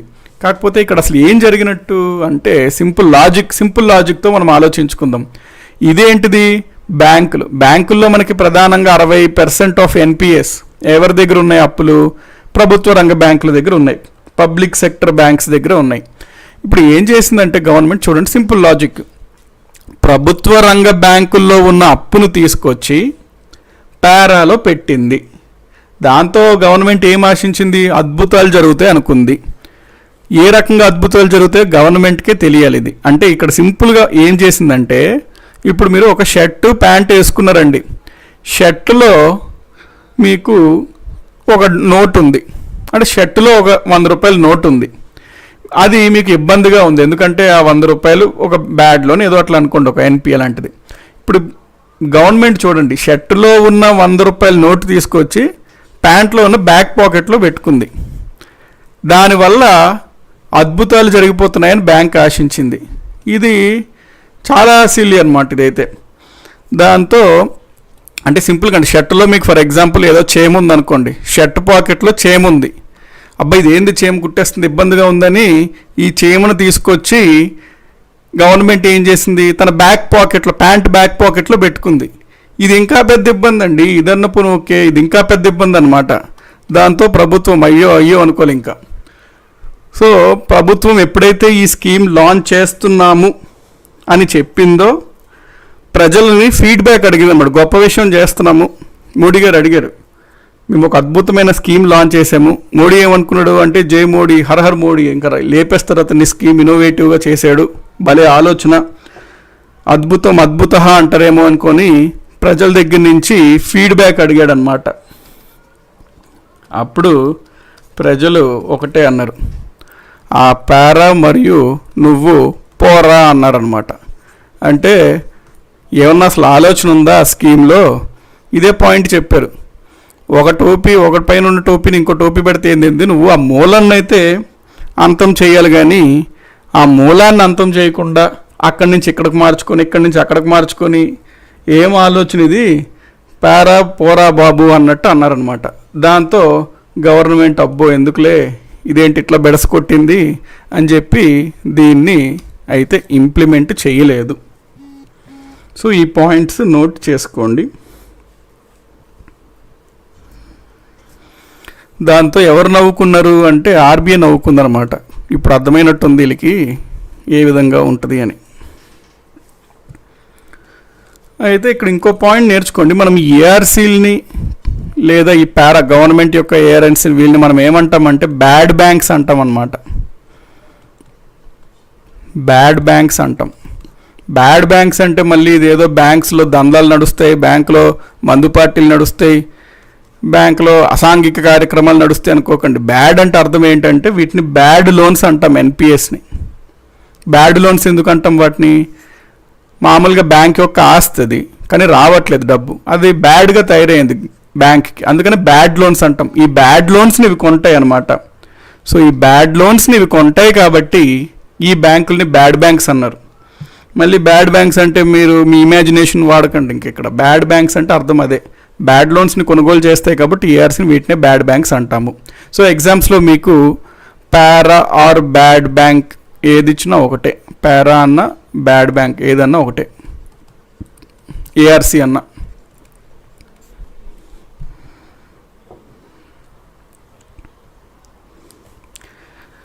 సో ఇదనమాట మనకి పాయింట్. ఇప్పుడు దీంతో మనకి అర్థమైన పాయింట్ ఏంటంటే ఈ ఎన్పిఏ అంత సులువుగా తేలే అంశం కాదు అని. అందుకనే ప్రభుత్వం ఎల్లవేళలా ప్రయత్నిస్తూ ఉంటుంది ఇంకా ఏంటి అనేది. సో ఇది మీకు ఎవర్ గ్రీన్ టాపిక్ అండి. ఎవర్ గ్రీన్ టాపిక్ అంటే ఏంటంటే ఎప్పటికీ ట్రెండింగ్గానే ఉంటుంది టాపిక్. ఎన్పిఏ ఎప్పటికీ ట్రెండింగ్గానే ఉంటుందండి, ఎవర్ గ్రీన్ టాపిక్ అది. సో ఇది మనకి ఎన్పిఏ గురించి సంబంధించిన పాయింట్స్. నెక్స్ట్ మనము ఇప్పుడు వరకు బ్యాంకింగ్ రంగంలో ప్రధానంగా ఈ పాయింట్స్ చూసాము. ఎన్పిఏ గురించి చూసాము, కమిటీస్ గురించి చూసాము. ఇప్పుడు మనము కొంతమంది మహానుభావుల గురించి చూడాలి. మహానుభావులు చేసిన పని ఏంటి దాని గురించి కూడా చూడాలి. మహానుభావులు అంటే అంటే ఇందులో కూడా స్టిఫ్ కాంపిటీషన్ ఉంటుందండి. ఏ విధంగా అయితే మనకి స్టిఫ్ కాంపిటీషన్ అంటే ఇప్పుడు క్రికెట్లో హైయెస్ట్ ఓడిఏలో స్కోర్ ఎవరు, అట్లా అన్నిటికీ కొన్ని ఉంటాయి కదా, స్టిఫ్ కాంపిటీషన్ ఉంటాయి కదా. ఒలింపిక్స్లో 100 మీటర్స్లో తక్కువ టైంలో వెళ్ళిన అతను ఎవరు, అవన్నీ స్టిఫ్ కాంపిటీషన్ ఉన్న పోటీలు అనమాట. అట్లాగే ఈ బ్యాంకింగ్కి సంబంధించి మహానుభావులు ఎవరు అని మనము చూసుకోవాలి వాళ్ళ గురించి. ఎందుకంటే వాళ్ళు మహానుభావులు అంటే మహా గొప్ప పనులు చేశారు కాబట్టి వాళ్ళ యొక్క మోడస్ ఆపరాండి అంటే ఏ విధంగా గొప్ప పనులు చేశారు అనేది మనం తెలుసుకోవాలి. ఎందుకంటే అంత గొప్ప పనులు మళ్ళీ రిపీట్ అవ్వకుండా ఉంటాయి కాబట్టి. ఎందుకంటే మళ్ళీ అంత గొప్ప పనులు ఒకవేళ సంభవిస్తే ఆర్థిక వ్యవస్థ కుప్పకూలిపోద్ది కాబట్టి. అట్లాంటి గొప్ప మనుషుల్లో నేనున్నాను, ఇందిరా సినిమాలో నేనున్నాను నాయనమ్మ అంటాడనమాట చిన్నప్పుడు. అట్లాగా నేనున్నాను సార్ అని మనకి నీరవ్ మోడీ ముందుకొచ్చాడు. నా పేరు చెప్పండి ఫస్ట్, లేకపోతే ఊరుకొని నేను అంటాడు ఇతను. ఏదన్నా మహానుభావుల వ్యక్తులు వస్తే నా పేరు చెప్పుకుంటూ మీరు క్లాస్ చెప్పడానికి వీల్లేదంటాడు నీరవ్ మోడీ. సో ఇప్పుడు మనము ఈ నీరవ్ మోడీ, సాహిత్య గారు నీరవ్ మోడీ అని బాగా క్యాచ్ చేశారు, చెప్పుకుని ముందే అన్నారు నీరవ్ మోడీ అని. సో ఇప్పుడు మనము ఈ నీరవ్ మోడీ గురించి ఒకసారి బ్రీఫ్గా చూసుకుందాం.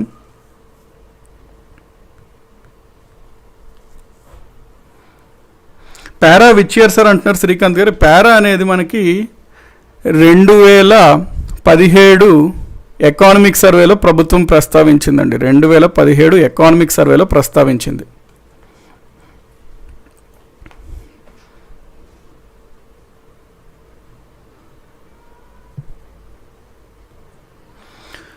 ఓకే, ఇప్పుడు ఈ నీరవ్ మోడీ చేసిన పని మనం చూద్దాం.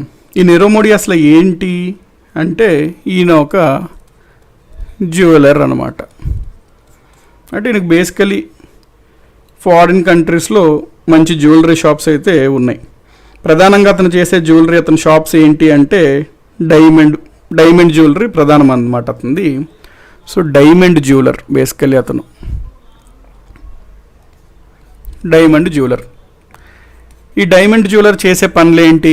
ఎవరో ఒక వజ్ర వ్యాపారి ఉంటాడు, డైమండ్ మెర్చెంట్ ఉంటాడు.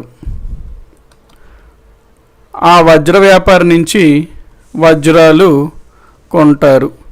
ఆ వజ్రాలు కొని వాటికి మంచి డిజైన్, మంచి పాలిష్, మంచి ఏదో సంథింగ్ అంతా వాల్యూ ఎడిషన్ చేసి అది ఒక మంచి జ్యువెలరీ లాగా తయారు చేసి దాన్ని పెట్టి దాని చుట్టూ ఒక 10 లైట్లు పెట్టి అది చూడగానే జిగేల్ మన్నట్టు కనిపించేటట్టు ఉండి షాపుల్లో పెడతాడు. సో అది అతను బేసికలీ చేసే పని. సో బేసికలీ అతను డైమండ్ జ్యువెలర్ అనమాట. నీరవ్ మోడీ ఇతను డైమండ్ మర్చెంట్, ఇతను డైమండ్ జ్యువెలర్ అనమాట. ఇతను డైమండ్ మర్చెంట్ వ్యాపారం నుంచి వజ్రాలు కొని ఈ విధంగా మనకి చేస్తాడు. ఏంటి ఈ బిజినెస్. సో ఇప్పుడు మనము చూద్దాం అంటే ఏంటి అసలు ఏం జరిగింది అనేది చూద్దాం. నీరవ్ మోడీకి వజ్ర వ్యాపారం నుంచి వజ్రాలు కొనుక్కోవాలి ఇప్పుడు. కానీ నీరవ్ మోడీ దగ్గర డబ్బులు లేవన్నమాట. డబ్బులు లేకపోవడం వల్ల ఇప్పుడు ఏమవుతుంది, ఈ డైమండ్ మర్చెంట్కి చెప్తాడు, హే బాయ్ నాకు ఒక 1000 కోట్ల వజ్రాలు ఇవ్వు అంటాడు. అప్పుడు వీడంటాడు, హే బాయ్ నాకు డబ్బులు ఇవ్వు అంటాడు. వీడు పైసలు లేవు అంటాడు నీరవ్ మోడీ. అయితే డైమండ్స్ లేవు అంటాడు మర్చెంట్. ఇదే నువ్వు మజాకులు చేయకు, కావాలంటే నాకు చెప్తున్నా కదా అర్జెన్సీ ఇవ్వు అంటాడు. అప్పుడు డైమండ్ మర్చెంట్ ఏమంటాడు అంటే అసలు అక్కడ ఫండమెంటల్ ఏంటంటే ఒక డైమండ్ మర్చెంట్ అనే అతను ఫారిన్ కంట్రీలో ఉంటాడండి. ఆ ఫస్ట్ పాయింట్ అది గుర్తుపెట్టుకోండి. డైమండ్ మర్చెంట్ హాంకాంగ్ అనుకోండి, ఫర్ ఎగ్జాంపుల్ హాంకాంగ్, అట్లా ఏదో ఒక విదేశంలో ఉంటాడు, ఫారిన్ కంట్రీలో ఉంటాడు. అప్పుడు రెండోది ఏంటంటే నీరవ్ మోడీ వెళ్ళి అడుగుతాడు ఇవ్వయ్యా అని. ఇవ్వను డబ్బులు ఇవ్వు అంటాడు. నీరవ్ మోడీ మంచిగా లాలీపాప్ తింటూ చిన్నపిల్లల్లాగా నువ్వు నాకు ఫస్ట్ డైమండ్స్ ఇవ్వు, నేనేమో ఆ డైమండ్స్ని అమ్మేస్తాను, అమ్మేసిన తర్వాత నాకు విపరీతమైన లాభం వస్తుంది, దాని నుంచి నీకు మనీ పే చేస్తాను అంటాడు. ఎప్పుడు ఈ మర్చెంట్ వజ్ర వ్యాపారం అంటాడు, నేను ఎదవలా కనబడుతున్నానా, నేను ఈ వ్యాపారంకి ఎంతో నీలాంటి వాళ్ళని చూసి తొక్కొచ్చాను, నువ్వు నాకు డబ్బులు ఇవ్వు అంటాడు. ఎట్లాగన్నా నీరవ్ మోడీ దగ్గర మరి లేవు, మరి బిజినెస్ చెయ్యాలి. అప్పుడు నీరవ్ మోడీ ఏమంటాడు, వేరే మార్గం చెప్పు, నీకు మరి 1000 కోట్లు నువ్వు నష్టపోతున్నావు, నేను పెద్ద వ్యాపారిని, నా ఫేస్బుక్లో ఫోటోలు చూడు నీకు తెలుస్తుంది నాకు ఎంత క్రేజ్ ఉందో, సో అన్నట్టు ఏవో చెప్తాడు. అప్పుడు సరే మరి ఎందుకు బిజినెస్ మరి వ్యాపారికి కూడా అవ్వాలి కదా. అప్పుడు ఈ మెర్చెంట్ ఏమంటాడంటే, సరే నువ్వు పని చేయి, నువ్వు డబ్బులు ఇవ్వట్లేదు, తర్వాత ఇస్తా అంటున్నావు కదా, మరి నువ్వు డబ్బులు ఇస్తావు, ఇవ్వకపోతే మరి ఒక బ్యాంక్ ఆ డబ్బుల్ని ఇస్తుంది అని ఒక బ్యాంక్ ష్యూరిటీని తీసుకొని నాకు ఇవ్వు అంటాడు. So merchant asks for bank surety. అప్పుడు మర్చెంట్ అంటాడు ఏంటి, బ్యాంక్ షూరిటీ ఇవ్వు. బ్యాంక్ షూరిటీ అంటే అర్థం ఏంటంటే ఏదో ఒక బ్యాంక్ ఉంటుంది, ఈ బ్యాంకుకి నీరవ్ మోడీ ఏదో చెప్పుకుంటాడు, నీమో అనుకుందామండి నీరవ్ మోడీని. ఈ బ్యాంకుకి నీరవ్ మోడీ చెప్తాడు, ఆ బ్యాంకు వాళ్ళు ఆ వ్యాపారి వజ్ర వ్యాపారికి చెప్తారు, ఇవ్వయ్యా డబ్బులు మోడీకి, నీరవ్ మోడీకి, నీమోకు నువ్వు ఇవ్వు, ఒకవేళ నీమో నీకు కట్టకపోతే నేను నీకు ఇస్తాను అని బ్యాంకు చెప్పుద్ది. అప్పుడు నీరవ్ మోడీ ఏం చేస్తాడు, ఏదన్నా ఒక ఇండియా బ్యాంక్ని అప్రోచ్ అవ్వడానికి చూస్తాడు, ఎందుకంటే ఇండియా వాడు కాబట్టి. ఈ మెర్చెంట్ అంత పిచ్చోడు కాదనమాట, మీ ఇండియా బ్యాంకుల గురించి నాకు చెప్పొద్దు, ఎందుకంటే ఒకవేళ నువ్వు బ్యాంకు కట్టకపోతే, బ్యాంకు నాకు కట్టకపోతే, నేను ఎక్కడో హాంకాంగ్లో ఉండేవాడిని, నేను ఇండియాకు వచ్చి మీ బ్యాంకుల చుట్టూ తిరిగే నాకు ఓపిక ఉండదు, సో నాకు ఏదన్నా హాంకాంగ్లో ఉన్న బ్యాంక్ చేత షూరిటీ ఇప్పి అనే కండిషన్ పెడతాడు మెర్చెంట్.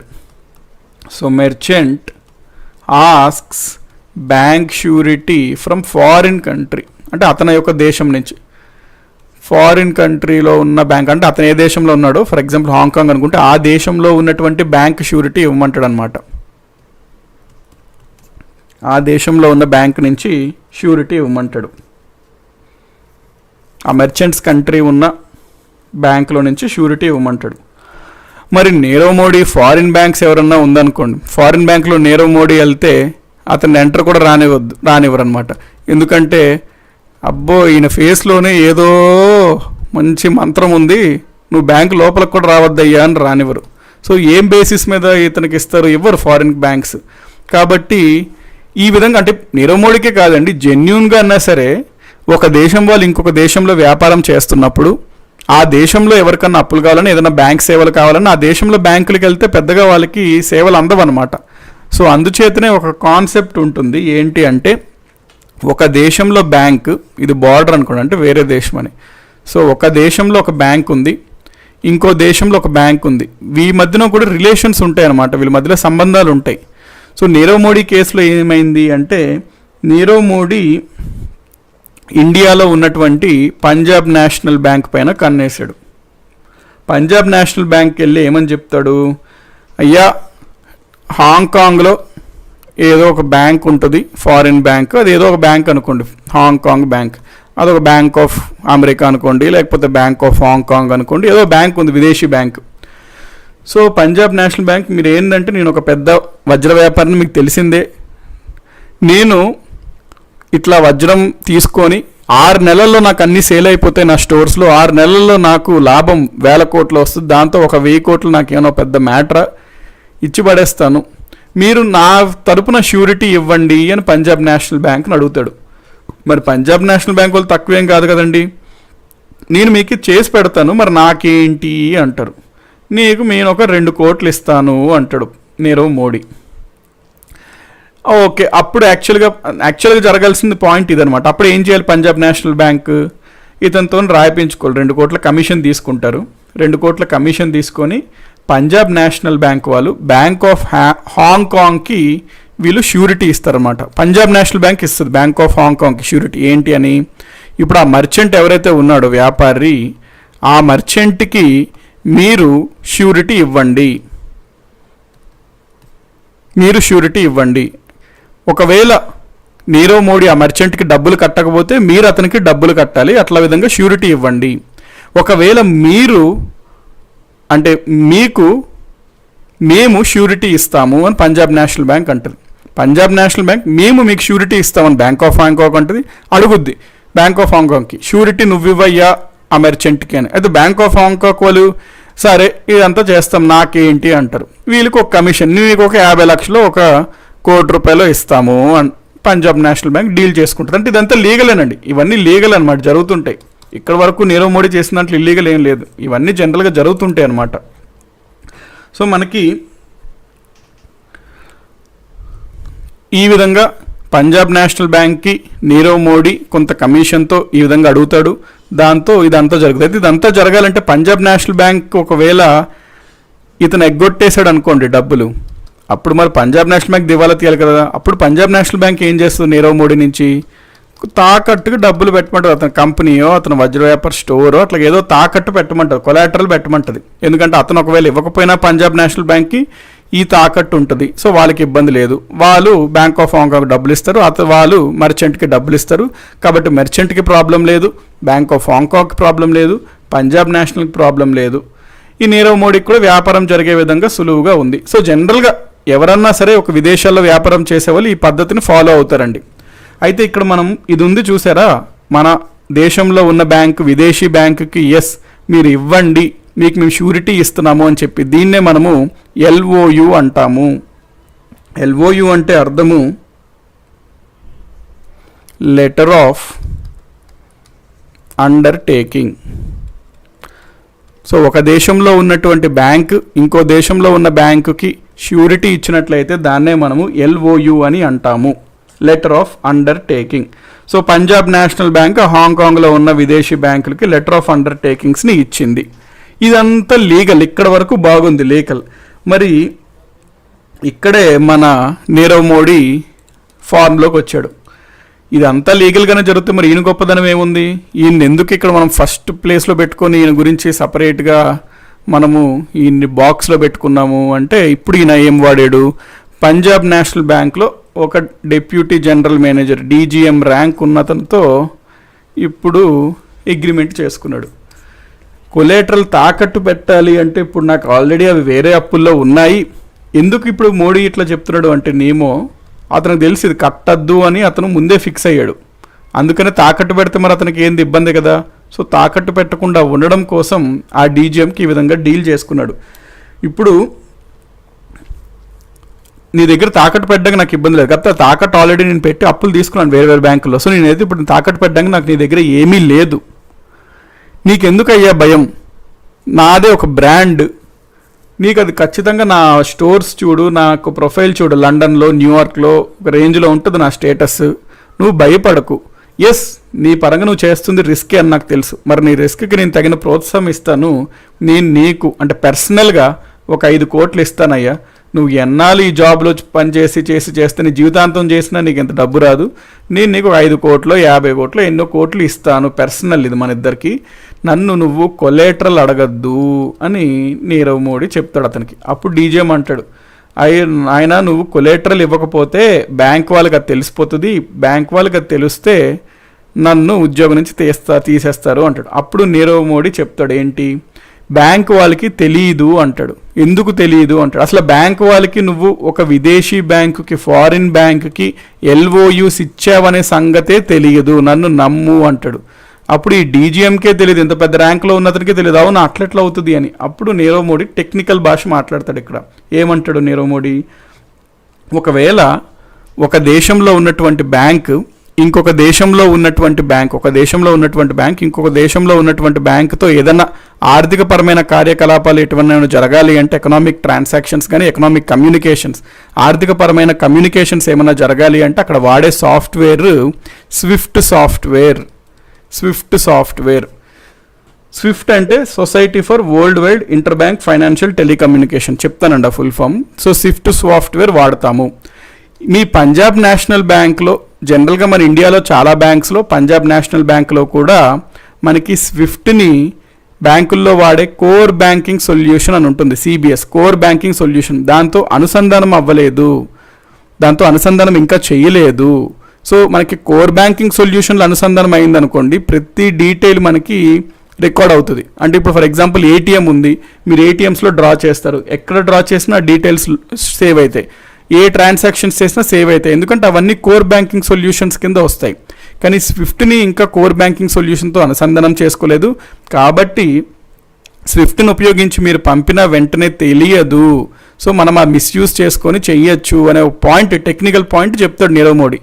దాంతో ఆ డీజీఎం ఏం చేస్తాడు, మరి ఇంత డబ్బులు వస్తుంది కదా నాకు, ఎప్పుడు ఈ ఉద్యోగం చేసుకొని సంపాదించాలి అని చెప్పి వీళ్ళు ఆ బ్యాంకుతో ఎవరితో చర్చించకుండానే, కొలేటరల్ తాకట్టు తీసుకోకుండానే ఈ LOUs అనేవి ఫారిన్ బ్యాంక్స్కి పంజాబ్ నేషనల్ బ్యాంక్ ఇస్తూ ఉంది. ఈ నీరవ్ మోడీ ఎంచక్క మెర్చెంట్లు, వ్యాపారుల దగ్గర డైమండ్స్ తీసుకుంటా ఉన్నాడు అనమాట. సో ఒక మెర్చెంట్ అయిపోయాడు, నెక్స్ట్ ఇంకొక మెర్చెంట్ దగ్గరికి వెళ్ళాడు, సేమ్ ఇదే కదా, మళ్ళీ పంజాబ్ నేషనల్ బ్యాంక్ వెళ్ళి మళ్ళీ అతనికి కొంత అంటే లంచం ఇచ్చి మళ్ళీ ఇంకొన్ని LOIs పంపించాడు, మళ్ళీ కొన్ని వ్యాపారాలు, కొన్ని వజ్రాలు తీసుకున్నాడు. ఇట్లాగా ఇదే ప్రక్రియ దాదాపుగా 7 సంవత్సరాలు నడిపించాడు అనమాట. ఇదే ప్రక్రియని దాదాపుగా 7 సంవత్సరాల్లో 12,000 కోట్ల రూపాయలని ఇదే విధంగా LOIs ఇప్పించాడు చాలా బ్యాంకులు, ప్రధానంగా పంజాబ్ నేషనల్ బ్యాంక్ నుంచి. సో ఈ విధంగా మనకు అయినప్పుడు లాస్ట్కి ఏమైంది, ఈ విధంగా ఇట్లా జరుగుతుంది. 7 years అయింది, 12,000 crores అయింది. దాంతో మనకి ఒక మెర్చెంట్ ఫోర్స్ చేశాడు, ఇవ్వయ్యా నీకు 7 సంవత్సరాలు చాలా రోజులు అయింది, నువ్వు ఫస్ట్ నాకు వెంటనే డబ్బులు ఇవ్వు అని ఒక మెర్చెంట్ ఫోర్స్ చేశాడు అనమాట నీరవ్ మోడీని. నీరవ్ మోడీ నన్ను అడగద్దు, నా దగ్గర రూపాయి కూడా లేదు, నేను ఇవ్వను, ఏం చేసుకుంటావో చేసుకో అని నీరవ్ మోడీ చెప్పేస్తాడు ఆ మెర్చెంట్ని. ఏం చేసుకుంటాను, ఆబ్వియస్లీ నేను నాకు ష్యూరిటీ ఇచ్చిన ఆ విదేశీ బ్యాంక్ ఉంది కదా, ఆ బ్యాంక్ దగ్గరికి వెళ్తాను అంటాడు. For example bank of America అనుకోండి. బ్యాంక్ ఆఫ్ అమెరికాకి వెళ్ళి, ఇదిగోండి నాకు మీరు ష్యూరిటీ ఇచ్చారు కదా, పలానా వ్యక్తి ఇవ్వకపోతే ఇస్తారు అని, అతను నాకు ఇవ్వలేదు, మీరు డబ్బులు ఇవ్వండి అంటాడు. ఓకే, వీళ్ళు ఏంటంటే సరే మాకు ఎట్లాగా పంజాబ్ నేషనల్ బ్యాంక్ ఇచ్చింది కదా ష్యూరిటీ, వాళ్ళు ఇస్తారు నాకు అని చెప్పి వీళ్ళు ఆ మర్చెంట్కి డబ్బులు ఇచ్చేస్తారు, మనీ పేమెంట్ అయిపోద్ది, merchant happy. Bank of America ఏమనుకుంటుంది, పంజాబ్ నేషనల్ బ్యాంక్ వాళ్ళు డబ్బులు ఇస్తారు. ఇప్పుడు బ్యాంక్ ఆఫ్ అమెరికా వాళ్ళు పంజాబ్ నేషనల్ బ్యాంక్కి ఫోన్ చేస్తారనమాట, తొందరగా ఇవ్వయ్యా డబ్బులు ఇవ్వు, ఆ ష్యూరిటీ డబ్బులు మేము మెర్చెంట్కి ఇచ్చేసాము, మీరు నాకు ఇచ్చిన ష్యూరిటీ డబ్బులు ఇవ్వండి అని పంజాబ్ నేషనల్ బ్యాంక్ని అడుగుతారు. అప్పుడు ఫోన్ ఎత్తిన అతను వేరు ఉంటాడు కదండి, అతను అవాక్ అవుతాడు. మేము ఎప్పుడు ఇచ్చామయ్యా LOUsని, అది నీరవ్ మోడీ పేరే నేను వినలేదు, మేము ఎప్పుడు ఇవ్వలేదు అంటాడు ఇతను, ఈ ఎంప్లాయ్.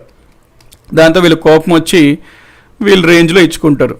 దాంతో అతను వాళ్ళ హయ్యర్ అఫీషియల్స్ CGM GM వాళ్ళతో చర్చించాక, అంత లోతుగా పరిశీలించాక అర్థమయ్యేది ఏది అంటే, ఓకే ఇదంతా జరిగింది, ఇంత పెద్ద స్కామ్ తెలియకుండా జరిగిందని అప్పుడు అర్థమవుతుంది. కాకపోతే మరి వీళ్ళు ఊరుకోరు కదండి, ఇవ్వాల్సిందే అని పెట్టడంతో వీళ్ళకి ఇవ్వాల్సిన డబ్బులు వీళ్ళు ఇచ్చేశారు. వీళ్ళు ష్యూరిటీ ఇచ్చారు కాబట్టి పంజాబ్ నేషనల్ బ్యాంక్ వాళ్ళు వీరికి ఇచ్చేశారు. కాబట్టి బ్యాంక్ ఆఫ్ అమెరికా కూడా హ్యాపీ, అంటే విదేశీ బ్యాంక్ కూడా హ్యాపీ. ఇప్పుడు మనకి నీరవ్ మోడీ పంజాబ్ నేషనల్ బ్యాంక్కి ఫోన్, సరే ఇదేదో తెలియకుండా ఇచ్చారు, తెలియకుండా ఇచ్చినట్లయితే ఫోన్లే ఆ కొలేటరల్ ఏదో ఉంచి ఉంటారు కదా, కొలేటరల్ ఇప్పుడు మరి అమ్మండి అని చెప్పి ఫస్ట్ అయితే నీరవ్ మోడీకి ఫోన్ చేస్తారు. నీరవ్ మోడీకి ఫోన్ చేసి మరి వాళ్ళు షూరిటీ అడిగారు, అయ్యో మేము ఇచ్చాము కదా, డబ్బులు ఇచ్చాము, నువ్వు మాకు ఇస్తా అన్నావు కదా, మరి అట్లా అయితే నువ్వు మాకు ఇవ్వు అన్నారు. మీరెవరో నాకు అసలు తెలీదు, నేను ఏమీ తెలియని పసిబాలుడిని అని నీరవ్ మోడీ ఫోన్ పెట్టేస్తాడు. అప్పుడు పంజాబ్ నేషనల్ బ్యాంక్ వాళ్ళు వీడికి ఇట్లా కాదు, వాడు తాకట్టు పెట్టిన ఆస్తిని అమ్మి పడియండి అయ్యా అనుకుంటారు. చూస్తే ఆడు తాకట్టు పెట్టిందే లేదు. తాకట్టు పెట్టకుండా అప్పు ఎవరు ఇచ్చారు అంటే అప్పుడు ఆ డీజీఎం ఎవరో ముగ్గురు హై లెవెల్ అఫీషియల్స్ని అర్థమవుతుంది, వీళ్ళు డీల్ పెట్టుకున్నారు అని చెప్పి వెంటనే పోలీసులకి, సిబిఐ ఇంకా అదంతా జరుగుతుంది, నెక్స్ట్ స్టెప్స్ అనమాట అవన్నీ. సో ఈ విధంగా మనకి ఈ మొత్తం ఫ్రాడ్ జరిగింది. అప్పుడు ఈ నీరవ్ మోడీ గారిని అరెస్ట్ చేయడానికి వెళ్ళినట్లయితే అప్పటికే మనోడు మంచిగా ఫారిన్కు ఎటో వెళ్ళిపోయాడు. సో వీడు హ్యాపీ, ఇక్కడ Nirav Modi happy, Bank of America happy, merchant happy. లాస్ట్కి జఫా అయింది ఎవరు అంటే పంజాబ్ నేషనల్ బ్యాంకు మరియు కొన్ని ఇతర బ్యాంకులు, ప్రధానంగా పిఎన్బి అన్నమాట. సో ఈ విధంగా మనకి జరిగిన స్కామే, ఫ్రాడే పిఎన్బి ఫ్రాడ్ అని అంటాము. దీనికి రూపకర్త నీరవ్ మోడీ. సో ఇప్పుడు మనం దీనికి సంబంధించి చూడాల్సిన పాయింట్ ఏంటి అంటే స్విఫ్ట్ ఫుల్ ఫామ్ నేర్చుకోండి. ఎగ్జామ్స్లో స్విఫ్ట్ ఫుల్ ఫామ్ ఏంటి అని అడుగుతాడు. స్విఫ్ట్ ఫుల్ ఫామ్, వేదా గారు ఫైండింగ్ నీమో అంటున్నారు. అవునండి, finding Nemo. Society for world wide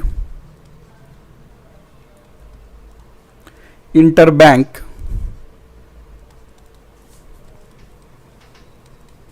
financial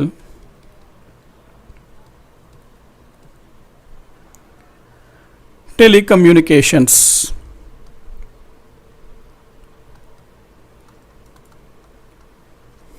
Society for Worldwide Interbank Financial Telecommunications, Swift Technology. Head full form గుర్తుపెట్టుకోండి, ఐడియా ఉంటుంది. ఇంకా ఎగ్జామ్లో స్విఫ్ట్ గురించి అడిగితే ఇది ఎప్పుడు ఇంట్రడ్యూస్ చేశారు ఈ యొక్క స్విఫ్ట్ అంటే ఇంట్రడ్యూస్డ్ ఇన్ 1973 అండి.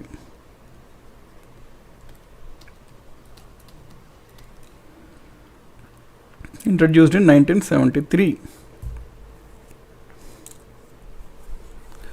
సో మరి ఆర్బీఐ ఏం చేసింది ఇంత పెద్ద ఫ్రాడ్ అయ్యాక అంటే ఆబ్వియస్లీ ఏం చేస్తుందండి ఆర్బీఐ, ఈ స్విఫ్ట్ని ఈ కోర్ బ్యాంకింగ్ సొల్యూషన్తో అనుసంధానం చేసింది. అంటే ఇక మీద ఎవరన్నా స్విఫ్ట్ వాడితే అది కోర్ బ్యాంకింగ్ సొల్యూషన్తో అనుసంధానమైంది కాబట్టి అది కూడా రికార్డ్స్ ఉంటాయి, క్లియర్గా రికార్డ్ అయ్యి ఉంటుంది. ఆర్బీఐ దగ్గరికి వచ్చేస్తుంది, ఏ బ్యాంక్ అన్నా స్విఫ్ట్ని వాడితే దేనికి వాడింది, ఎందుకు వాడింది, ఏం చేసింది అంతా ఆర్బీఐ రికార్డులోకి వచ్చేస్తాయి. ఎందుకంటే అవి కోర్ బ్యాంకింగ్ సొల్యూషన్తో అనుసంధానించబడినది కాబట్టి. కొన్నాళ్ళు ఆర్బీఐ ఆ ఎల్ఓఎస్ని కూడా బ్యాన్ చేసిందండి.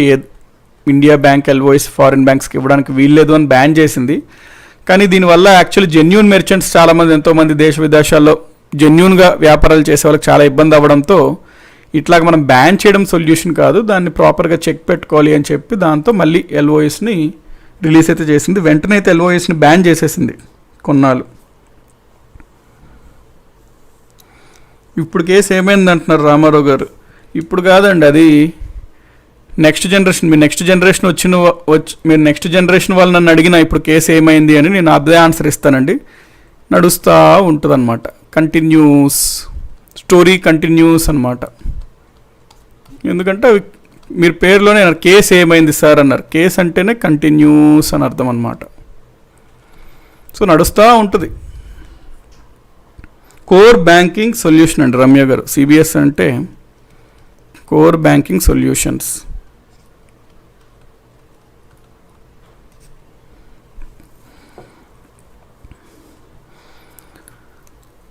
సో ఇది మనకి స్విఫ్ట్ వాటి గురించి కొన్ని పాయింట్స్. నెక్స్ట్ ఇంపార్టెంట్ కాన్సెప్ట్ ఒకటి, ఎట్లా మనం ఒక దేశంలో ఉన్న బ్యాంక్ ఇంకో దేశంలో ఉన్న బ్యాంక్ ఆ టాపిక్ మనం చూసాం కాబట్టి నెక్స్ట్ ఒక కాన్సెప్ట్కి వెళ్దామండి. ఇదే కొంచెం దీనికి సంబంధించిన కాన్సెప్ట్ ఏంటి అంటే అసలు మనము ఇంటర్నేషనల్ బ్యాంకింగ్ అంటే ఒక దేశంలో ఉన్న బ్యాంక్ ఇంకొక దేశం ఉన్న బ్యాంకులకు మధ్యలో సంబంధాలు ఏ విధంగా ఉంటాయి అనేది చూద్దాం. సో ఒక దేశం, ఫర్ ఎగ్జాంపుల్ ఇండియా, ఇది ఫారిన్ దేశం అండి, ఫర్ ఎగ్జాంపుల్ అమెరికా అనుకోండి.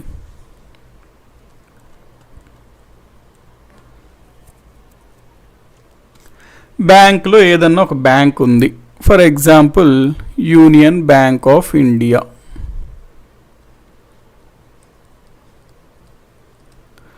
ఫారిన్లో ఏదో ఒక బ్యాంక్ ఉంది, సిటీ బ్యాంక్ ఏదో ఒకటి అనుకోండి, సిటీ బ్యాంక్ లేకపోతే బ్యాంక్ ఆఫ్ అమెరికా ఏదో బ్యాంక్, సిటీ బ్యాంక్ అనుకోండి.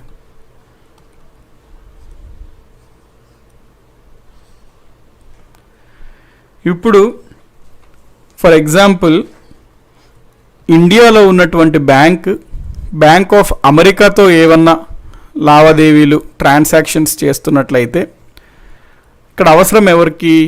మన బ్యాంక్కి. ఎవరి యొక్క అవసరం ఉంది? విదేశీ బ్యాంక్కి. సో ఏ బ్యాంక్కి అవసరం ఉందో దాన్ని మనము రెస్పాండెంట్ బ్యాంక్ అంటాము.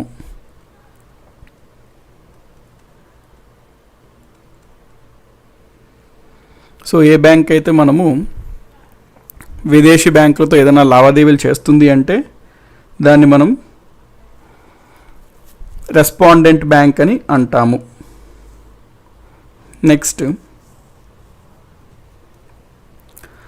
ఏ బ్యాంక్ అయితే మన యొక్క అవసరాలను తీరుస్తుందో విదేశంలో ఆ బ్యాంక్ని కరస్పాండెంట్ బ్యాంక్ అంటాము.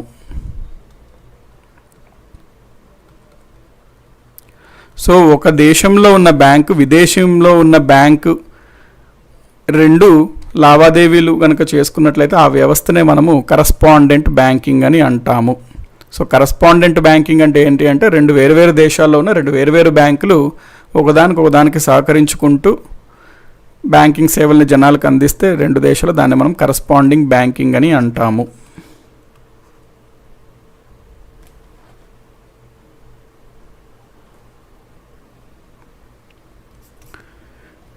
రమ్య గారు, నీమో కేసు అప్పుడు సిబిఎస్ లేదా సార్ అంటే సిబిఎస్ ఉందండి, అనుసంధానం అవ్వలే అనమాట. అంటే రెండింటిని వాళ్ళు సింక్రొనైజ్ చేయలేదు, అనుసంధానం చేయలేదు. అంటే ఏవైతే స్విఫ్ట్లో అవుతున్నాయో ఆటోమేటిక్గా సిబిఎస్లో అవి కవర్ అవ్వాలి అనేది అనుసంధానం అవ్వలేదు అప్పటికి. సిబిఎస్ ఎప్పటి నుంచో ఉందండి. కోర్ బ్యాంకింగ్ సొల్యూషన్స్ అనేది ఫండమెంటల్ సాఫ్ట్వేర్ అనమాట అది. సిబిఎస్ అనేది మనం ఏటీఎంలో డబ్బులు తీయాలన్నా, డబ్బులు ఒక అకౌంట్ నుంచి ఒక అకౌంట్లో పడాలన్నా, నెఫ్ట్, ఆర్టీజీఎస్, ఐఎంపిఎస్ అన్నిటికీ ఫండమెంటల్ ఏంటంటే సిబిఎస్, కోర్ బ్యాంకింగ్ సొల్యూషన్స్.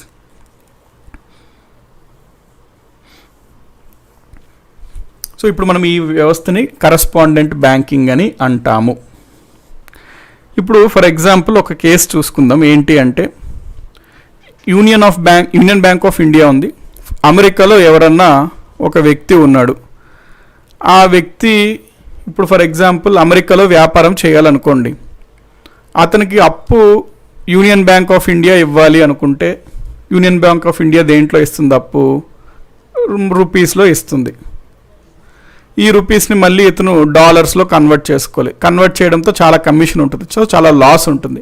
మళ్ళీ ఆ డాలర్స్ని పట్టుకొని ఇతను ఇక్కడి నుంచి పట్టుకొని అమెరికాకి వెళ్తున్నప్పుడు ఎయిర్పోర్ట్స్ దగ్గర అక్కడ కస్టమ్ వాళ్ళు ఒక దేశం నుంచి ఇంకో దేశానికి ఎక్కువ మొత్తంలో డబ్బులు అనేది వెళ్తుంటే పట్టుకొని వాళ్ళు మళ్ళీ ప్రశ్నలు అడగడము, దాంట్లో మళ్ళీ కొంత కమిషన్ ట్యాక్స్ కట్టడం, అవంతా చాలా ప్రాసెస్ ఉంటుంది.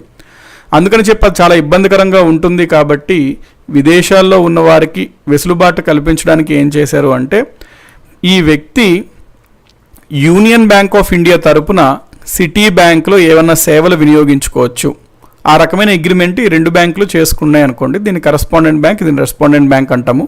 సో ఆ విధంగా అగ్రిమెంట్ చేసుకున్నప్పుడు ఏం చేస్తుంది అంటే ఈ యూనియన్ బ్యాంక్ ఆఫ్ ఇండియా ఈ సిటీ బ్యాంక్లో ఒక అకౌంట్ ఓపెన్ చేస్తుందండి. So Union Bank of India city బ్యాంక్లో ఒక అకౌంట్ ఓపెన్ చేస్తుంది అనమాట. అకౌంట్ ఓపెన్డ్ బై ఏదో ఒక Indian bank, union Bank of India అనుకోండి. అప్పుడు సిటీ బ్యాంక్ దగ్గర union Bank of India account ఉంటుంది. ఇప్పుడు ఈ అమెరికాలో ఉన్నటువంటి వ్యక్తి యూనియన్ బ్యాంక్ ఆఫ్ ఇండియా నుంచి అప్పు తీసుకుంటున్నట్లే. So Union Bank of India వీళ్ళకి కొంత డబ్బుల్ని ట్రాన్స్ఫర్ చేస్తుంది. సో సిటీ బ్యాంక్ వాళ్ళ తరపున ఆపరేట్ చేస్తుంది ఈ అకౌంట్ని. సో ఒక దేశంలో ఉన్నటువంటి బ్యాంక్ యొక్క అకౌంట్ ఇంకో దేశంలో ఉన్న బ్యాంకులో కనుక ఓపెన్ చేసుకున్నట్లయితే దాన్నే మనము నాస్ట్రో అకౌంట్ అంటాము. నాస్ట్రో అకౌంట్. సో నాస్ట్రో అకౌంట్ డెఫినేషన్ చూడండి. ఇఫ్ వన్ కంట్రీ బ్యాంక్, మీకు అర్థమవడానికి ఇండియా అనుకోండి. ఇండియన్ బ్యాంక్ అంటే మన దేశంలో ఉన్నటువంటి ఏదో ఒక బ్యాంక్, ఇండియాలో ఉన్నటువంటి బ్యాంక్ ఓపెన్స్ అన్ అకౌంట్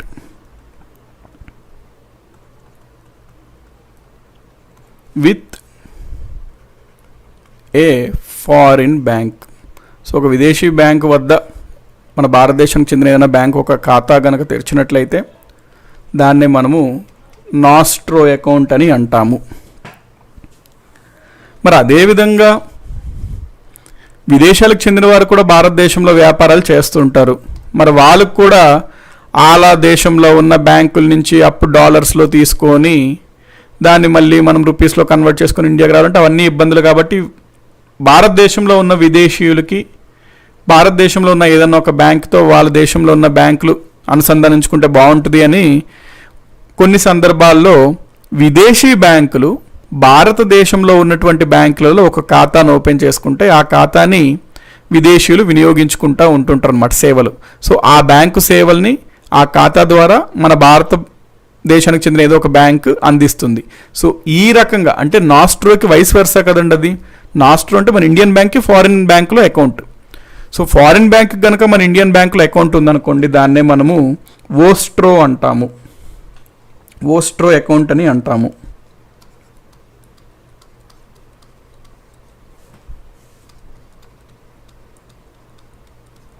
దాన్నే ఓస్ట్రో అకౌంట్ అని అంటాము. సో ఓస్ట్రో అకౌంట్ అంటే ఏంటండి? వైస్ వెర్సా అంటే any foreign bank opens an account in Indian bank.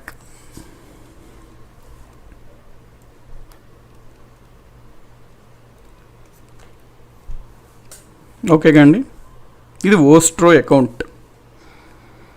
Next లోరో account అని ఉంటుంది, అది చూద్దాం ఏంటి అనేది.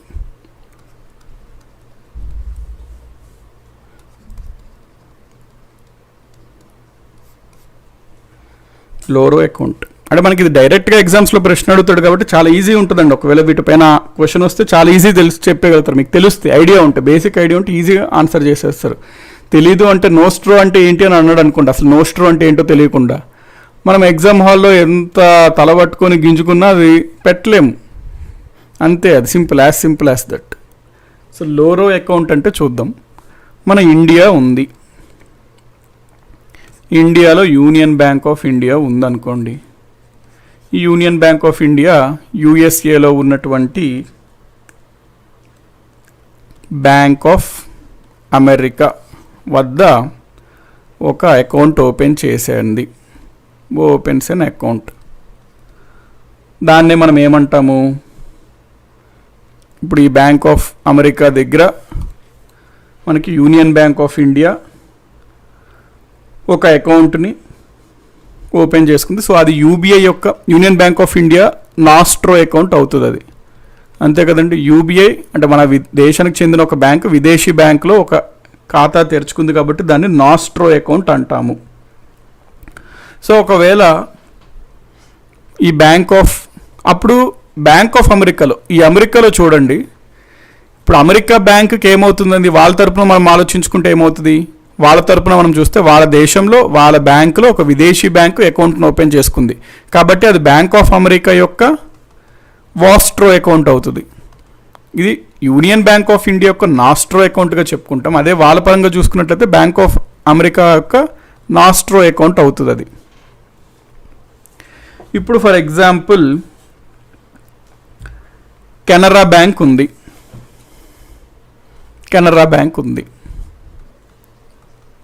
ఈ కెనరా బ్యాంకుకి అయితే ఈ బ్యాంక్ ఆఫ్ అమెరికాలో ఖాతా లేదండి, అంటే నాస్ట్రో అకౌంట్ లేదు. కానీ కెనరా బ్యాంక్ యొక్క కస్టమర్స్ కూడా అమెరికాలో ఉండి ఈ కెనరా బ్యాంక్ యొక్క సేవలు అక్కడ వినియోగించుకోవాలి అని భావించినప్పుడు మరి కెనరా బ్యాంక్ అయితే నాస్ట్రో అకౌంట్ లేదు. నాస్ట్రో అకౌంట్ ఓపెన్ చేసుకోవచ్చు కదా కెనరా బ్యాంక్ అంటే చేసుకోవచ్చు, కాకపోతే మరీ ఎక్కువ డిమాండ్ లేదు.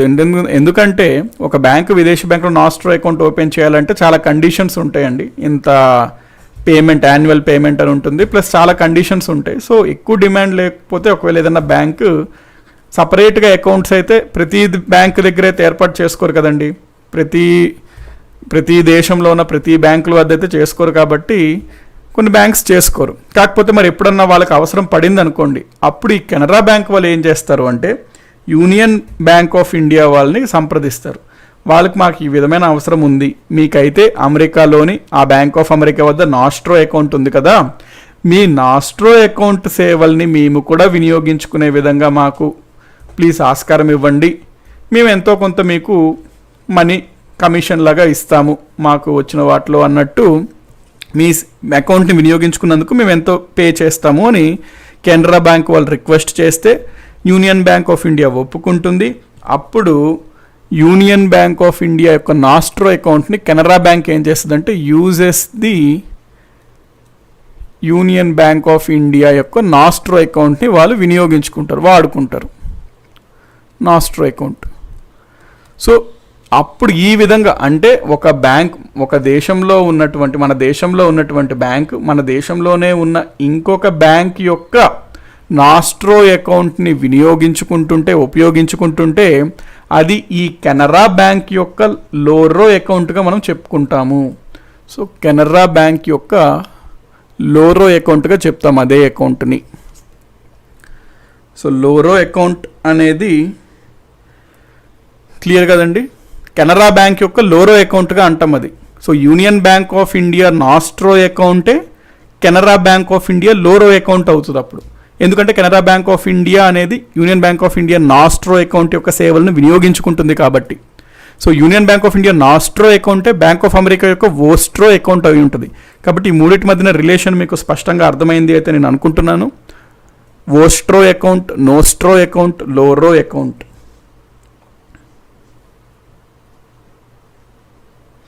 హరి గారు ఏపీ సెట్ ఎగ్జామ్లో అడిగారు సార్ అంటున్నారు. అవునండి, అప్పుడు మీకు బేసిక్ ఐడియా ఉండుంటే ఆన్సర్ చేయొచ్చు. అవును, సో సమ్ ఎగ్జామ్లో అడిగారు అన్నట్టు హరి గారు చెప్తున్నారు. సో ఈ పాయింట్స్ ఇవన్నీ నోట్ చేసుకోండి. మనకి నోస్ట్రో, వోస్ట్రో, లోరో అంటే రిలేటెడ్ టు మనకి ఆ విదేశీ బ్యాంకుల వద్ద మనం చూసాం కాబట్టి దానికి రిలేటెడ్ కాబట్టి మనం ఆ పాయింట్స్ అనేది చూసుకుంటున్నాం. మనకి బ్యాంకింగ్ పార్ట్లోనే నెక్స్ట్ మనం చూసుకోవాల్సింది ఏంటంటేనండి ఏటీఎంస్ గురించి మాట్లాడుకుందాం, ఎందుకంటే బ్యాంకింగ్లో భాగంగానే వస్తాయి. సో ఏటీఎం గురించి మాట్లాడుకున్నప్పుడు కూడా మోస్ట్లీ నెక్స్ట్ క్లాస్లో అయితే ఏటీఎంస్ గురించి చూసుకుందాం. ఈరోజు నెక్స్ట్ క్లాస్కి వెళ్ళేదానికి బ్రీఫ్ ఒక ఇంట్రొడక్షన్ లాగా తీసుకుందాం. So ATM full form automated teller machine.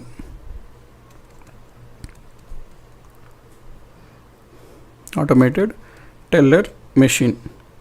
So మనం ఏటీఎంకి సంబంధించి ఆల్రెడీ బ్యాంకింగ్లోనే ఏదో ఒక వీడియోలో ప్లస్ ఒక క్విజ్లో కూడా మనం క్లియర్గా చూసుకున్నాం. ఫస్ట్ ఏటీఎంలు ఏవో అట్లా ఇంటర్నెట్ ఏటీఎం అవన్నీ ఆ పాయింట్స్ అన్నీ చూసుకున్నాం. ఏటీఎం సంబంధించి జనరల్ మనము ఫ్యాక్ట్స్ చూసుకున్నాం. ఫర్ ఎగ్జాంపుల్ మీకు ఏమన్నా అడిగాడు అనుకోండి ఎగ్జామ్లో ఉపయోగపడుతుంది. ఎవరు అసలు ఏటీఎంని కనుక్కున్నారంటే ఇద్దరు కనుక్కుంటారు. ఎవరెవరు వాళ్ళు అంటే John Shepherd Barron and Donald Wetzel. So ATM machine అనేది మనకి వీళ్ళిద్దరూ కనుక్కోవడం జరిగింది. ఓకే,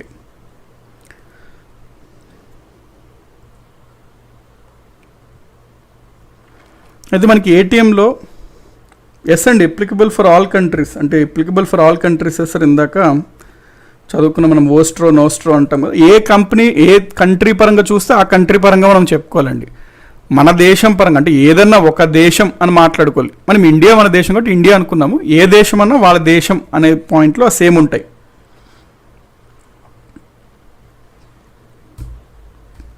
లోరో ఒకసారి చెప్పండి అన్నట్టు అడుగుతున్నారు. ఓకే, లోరో సింపుల్ అండి. ఇప్పుడు ఒకవేళ భారతదేశంలో యూనియన్ బ్యాంక్ ఆఫ్ ఇండియా ఒక బ్యాంక్ ఉంది. ఈ బ్యాంక్కి విదేశంలో ఉన్న, ఫర్ ఎగ్జాంపుల్ యూఎస్ఏలో ఉన్న ఒక బ్యాంక్ అనుకోండి, బ్యాంక్ ఆఫ్ అమెరికా వద్ద ఒక అకౌంట్ ఉంది. దాన్నే మనం ఏమనుకున్నాము, నోస్ట్రో అకౌంట్ అనుకున్నాం. So Union Bank of India యొక్క అకౌంట్ బ్యాంక్ ఆఫ్ అమెరికా దగ్గర ఉన్నదైతే ఆ అకౌంట్ని మనము నోస్ట్రో అకౌంట్ అంటాం. So Union Bank of India ఒక నోస్ట్రో అకౌంట్ ఉంది బ్యాంక్ ఆఫ్ అమెరికాలో. ఇండియాలో ఇంకొక బ్యాంక్ ఉంది, కెనరా బ్యాంక్. ఆ కెనరా బ్యాంక్ అయితే బ్యాంక్ ఆఫ్ అమెరికాలో నోస్ట్రో అకౌంట్ లేదు. కానీ కెనరా బ్యాంక్ కూడా మరి ఆ అమెరికాలో ఉన్నటువంటి కొంతమంది కస్టమర్స్ డిమాండ్ అయితే ఉంది కెనరా బ్యాంక్ కూడా సేవలు అందించమని. మరి కెనరా బ్యాంక్ అయితే డైరెక్ట్గా ఆ బ్యాంక్ ఆఫ్ అమెరికాతో నోస్ట్రో అకౌంట్ ఓపెన్ చేయాల్సినంత అవసరం లేదు అని భావించింది. అందుకు కెనరా బ్యాంక్ ఏం చేస్తుంది అంటే యూనియన్ బ్యాంక్ ఆఫ్ ఇండియా వద్దకు వెళ్ళి, మీ దగ్గర ఎట్లా ఉంది కదా నోస్ట్రో అకౌంట్ని, మీ నోస్ట్రో అకౌంట్ని మేము ఉపయోగించుకుంటాము, మేము మీ నోస్ట్రో అకౌంట్ని ఉపయోగించుకోవడం వల్ల మాకు కొంత లాభంలో మీకు కొంత కమిషన్ ఇస్తాము అంటారు. కాబట్టి కెనరా బ్యాంక్ అనేది nostro account, Union Bank of India యొక్క నోస్ట్రో అకౌంట్ని వాడుకుంటుంది. అప్పుడు ఇది యాక్చువల్గా కెనరా బ్యాంక్ యొక్క అకౌంట్ కాదు కదండి, union Bank of India account. అది యూనియన్ బ్యాంక్ ఆఫ్ ఇండియా యొక్క నోస్ట్రో అకౌంట్. కాబట్టి యూనియన్ బ్యాంక్ ఆఫ్ ఇండియా నోస్ట్రో అకౌంట్ని వాడుకుంటుంది కాబట్టి కెనరా బ్యాంక్, ఆ అకౌంట్ కెనరా బ్యాంక్ యొక్క లోరో అకౌంట్ అంటాము. కెనరా బ్యాంక్ యొక్క లోరో అకౌంట్. అసలు లోరో అకౌంట్ అంటే ఏంటి, ఒక దేశంలో ఏదో ఒక బ్యాంకు ఇంకొక బ్యాంక్ యొక్క నోస్ట్రో అకౌంట్ని వాడుకుంటుంది అనుకోండి, దాన్ని మనము లోరో అకౌంట్ అంటాము. మీకు సింపుల్గా అర్థం అవ్వాలంటే, ఫర్ ఎగ్జాంపుల్ నెట్ఫ్లిక్స్ ఉంది. నెట్ఫ్లిక్స్ ఏంటి, ఒక అతను ఉంటాడు, అతను తీసుకోవాలనుకుంటాడు, అతను తీసుకుంటాడు. అయితే ఇంకొక అతను ఉంటాడు, అరే మామ నీకైతే నెట్ఫ్లిక్స్ అకౌంట్ ఉంది కదా, నువ్వు దాదాపుగా 1000 రూపాయలు కట్టావు కదా, నేను నీకు ఒక 100 రూపాయలు ఎంతో ఇస్తాను, నాకు పంచడం వల్ల నీకు లాస్ లేదు కదా, నీకు ఇంకా 100 రూపాయలు వచ్చినట్లే ఉంది కదా, నేను మళ్ళీ ఇప్పుడు నెట్ఫ్లిక్స్ ఓపెన్ చేసుకున్నంత అవసరం లేదు, నేను ఎప్పుడో చూస్తాను, నాకు పెద్ద చూడను, కాకపోతే అప్పుడప్పుడు నేను చూసే ఉన్నాయి, నాకు ఉపయోగపడతాయి, నేను నీకు 100 రూపాయలు ఇస్తాను, నువ్వు నాకు ఐడి పాస్వర్డ్ ఇవ్వరా బై అని చెప్పి అంటే సరే అని ఒప్పుకుంటాడు. దాంతో వీడేం చేస్తాడు, నెట్ఫ్లిక్స్ని అంటే ఎవడైతే తీసుకున్నాడో వాడి అకౌంట్ని ఉపయోగించుకుంటుంటాడు నెట్ఫ్లిక్స్ని. సో ఇప్పుడు వీడు వాడే అకౌంట్ వీడిదనమాట. అందుకని వీడి యొక్క లోరో అకౌంట్ అంటాం దాన్ని, వీడిది నోస్ట్రో. అది సింపుల్గా చెప్పుకోవాలంటే.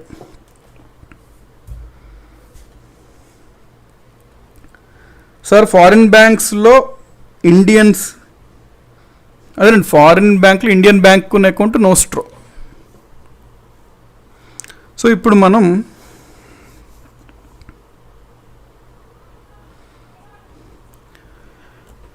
ఈ ఏటీఎంస్ గురించి అయితే మనం చూసుకున్నట్లయితే 3 టైప్స్ ఆఫ్ ఏటీఎంస్ అనేది ఉంటాయండి. 3 టైప్స్ ఆఫ్ ఏటీఎంస్ ఉంటాయి. ఇవ్వచ్చండి, దేవ్ కొప్పులా గారు అడుగుతున్నారు, ఇవ్వచ్చండి. విదేశాల్లో మనం బ్యాంకులు ఏర్పాటు చేసుకుంటే లోన్స్ ఇవ్వకూడదంటే ఇవ్వచ్చండి. మన ఇండియాలో ఫారిన్ బ్యాంక్స్ ఉన్నాయి, ఫారిన్ బ్యాంక్స్ ఇస్తున్నాయి కదండి. 3 టైప్స్ ఆఫ్ ఏటీఎంస్ ఉంటాయి. ఒకటి బ్యాంక్ యొక్క ఓన్ ఏటీఎంస్, ఇవి బ్యాంకులు ఏర్పాటు చేస్తాయి. ఈ ఏటీఎంస్ని బ్యాంకే ఆపరేట్ చేస్తాయి. Setup ATMs and operated by bank only, bank it self. ఇది ఒక రకమైన ఏటీఎం. నెక్స్ట్ ఇంకో ఏటీఎంని మనం బ్రౌన్ ఏటీఎం అంటాము. 3వ రకమైన ఏటీఎంని వైట్ ఏటీఎం అంటాము.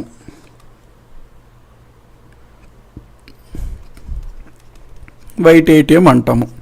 సో ఈ 3 రకాలు ఉంటాయండి ఏటీఎంస్. అంటే బ్రౌన్ అంటే ఏంటి, వైట్ అంటే ఏంటి, అవన్నీ మనము నెక్స్ట్ క్లాస్లో చూద్దామండి. సో దట్ మనకు ఒక బ్రీఫ్ అండర్స్టాండింగ్ ఉంటే నెక్స్ట్ క్లాస్లో డైరెక్ట్గా వెళ్ళిపోవచ్చు ఏటీఎం అనే పాయింట్కి.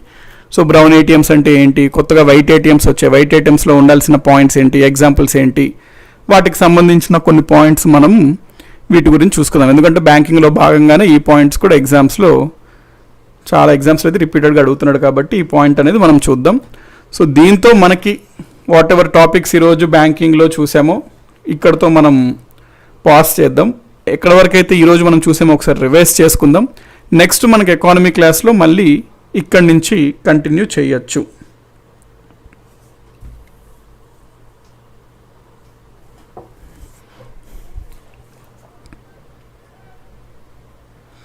సాయి బ్రహ్మం గారు, ఇండియన్స్కి ఉండే అకౌంట్ అంటే ఎన్సిఎన్ఆర్ అంటామండి వాటిని. ఎన్ఆర్ఐ అకౌంట్స్ అన్నట్టు అంటాం. ఎన్సిఎన్ఆర్ అకౌంట్స్ అని ఉంటాయి, అందులో టైప్స్ ఉంటాయి మళ్ళీ పిసిఎన్సిఎన్ఆర్ అట్లాగా. సో ఇండియన్స్కి ఫారిన్లో ఉండే అకౌంట్స్ మనము ఎన్ఆర్ఐ అకౌంట్స్ అంటాం, దాంట్లో టైప్స్ ఉంటాయి ఎన్సిఎన్ఆర్ అకౌంట్స్ అట్లాగా. నెక్స్ట్ క్లాస్ ఎప్పుడు అంటున్నారు యశ్వంత్ గారు? మనకి డైలీ క్లాస్ ఉంటుందండి 10 to 11:30 అండ్ 5 to 6:30 ఈవినింగ్. ఒకరోజు ఎకానమీ హిస్టరీ ఉంటే ఇంకొక రోజు జాగ్రఫీ పాలిటీ ఉంటుంది డైలీ అండి. సమ్మన్ యశ్వంత్ ఎవరు అడుగుతున్నారు, మేబీ ఫస్ట్ టైమర్ అనుకుంటాం. సో మనమైతే ఒకసారి బ్రీఫ్ చేసుకుందాం.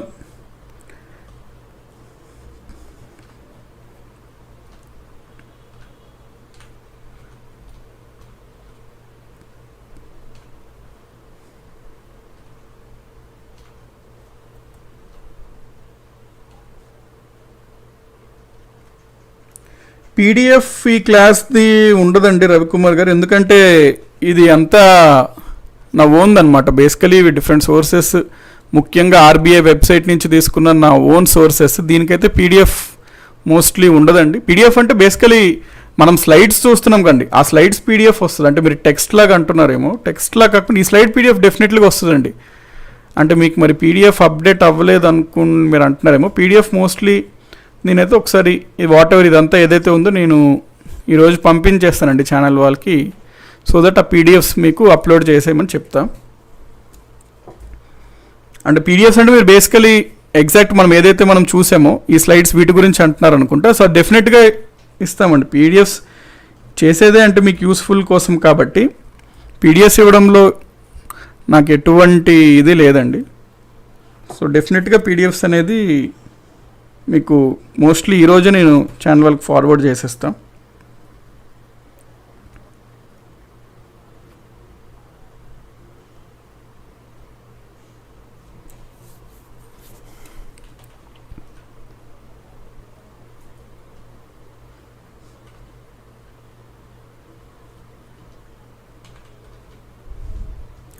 ఓకే, మనం ఈరోజు ఈ మొండి బకాయిలు ఏవైతే ఉన్నాయో నాన్ పెర్ఫార్మింగ్ అసెట్స్, దీన్ని డీల్ చేయడం కోసం రిజర్వ్ బ్యాంక్ ఆఫ్ ఇండియా ఏమేమి చర్యలు తీసుకుంది అనే పాయింట్లో చూసుకున్నప్పుడు మొట్టమొదటి చర్య 5/25 లోన్ స్కీమ్ని లాంచ్ చేసింది అని చూసుకున్నాం.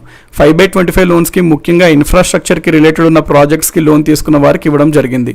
వీళ్ళకి సాధారణంగా పెట్టిన పెట్టుబడి యొక్క రిటర్న్ వచ్చేసరికి చాలా ఎక్కువ కాలం పడుతుంది అనమాట, దీర్ఘకాలికంగా ఉంటుంది. అందుకని చెప్పి వాళ్ళ రుణాలని కూడా దీర్ఘకాలికంగా అనగా 25 సంవత్సరాల వరకు పెంచడం జరిగింది, ఎక్స్టెండ్ చేయడం జరిగింది, పొడిగించడం.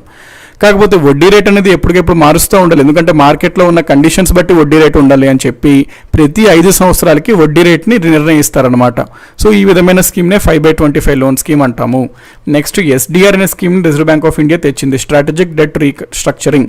అంటే అర్థం స్ట్రాటజిక్ అనే ఎకానమీలో మీరు ఎక్కడైనా చూసినట్లయితే దాని అర్థం ఏంటంటే ఏదన్నా ఒక సంస్థ ఉంటే ఆ సంస్థ యొక్క షేర్లని కొనుగోలు లేకపోతే అమ్మకాలు, తద్వారా ఆ సంస్థలో ఉన్న ఓనర్షిప్, ఆ సంస్థలో ఉన్న మేనేజ్మెంట్, నిర్వహణ మార్చే విధంగా షేర్ని అమ్మడాలు కొనడాలు ఉంటే దాన్ని మనం స్ట్రాటజిక్ అంటాం అనమాట.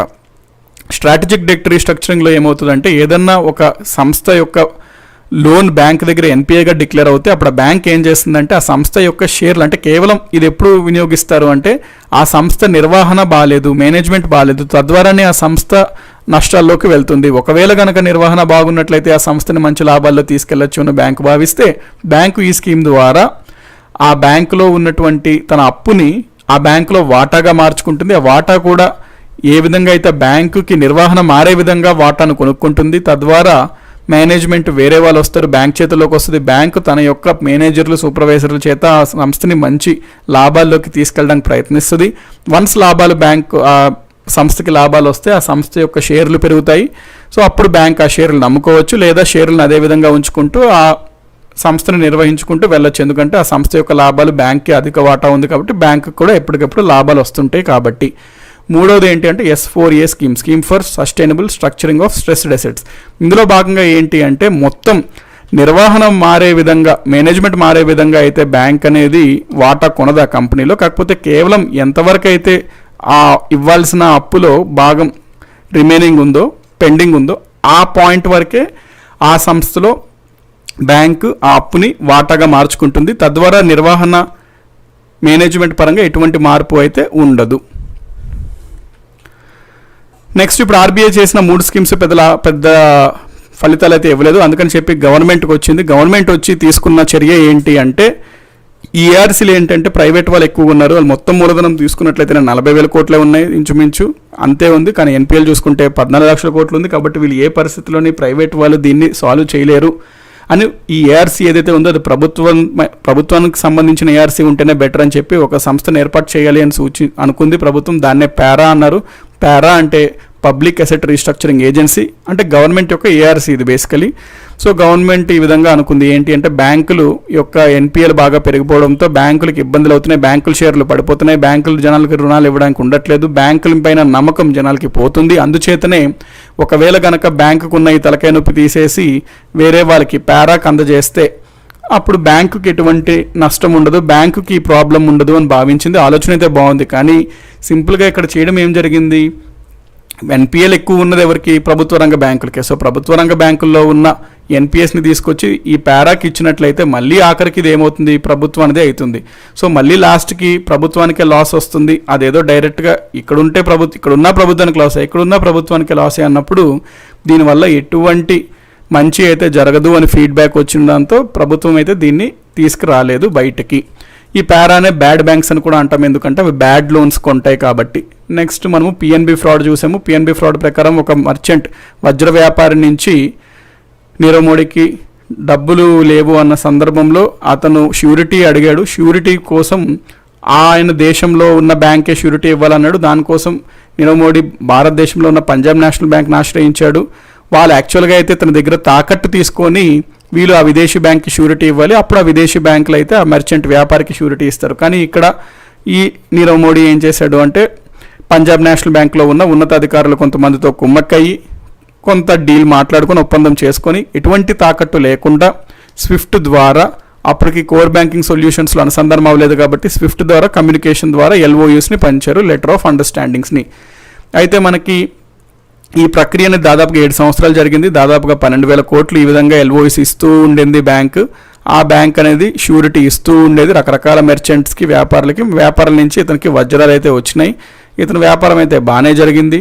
కానీ ఎప్పుడైతే ఒక మర్చెంట్ ఆ బ్యాంక్ని అడిగాడో, ఆ బ్యాంక్ షూరిటీ ఇచ్చాడు కాబట్టి డబ్బులు ఇచ్చి ఆ బ్యాంక్ పంజాబ్ నేషనల్ బ్యాంక్ అడగడంతో ఈ ఫ్రాడ్ అంతా బయటకు వచ్చింది. అప్పుడు ఎవరైతే కారకులు ఉన్నారో బ్యాంక్ వాళ్ళని అరెస్ట్ చేయడం జరిగింది. నీరవ్ మోడీని పట్టుకుందాము అనుకుంటే అంత లోపలే అతను జంపు జిలానీ అయిపోయాడు.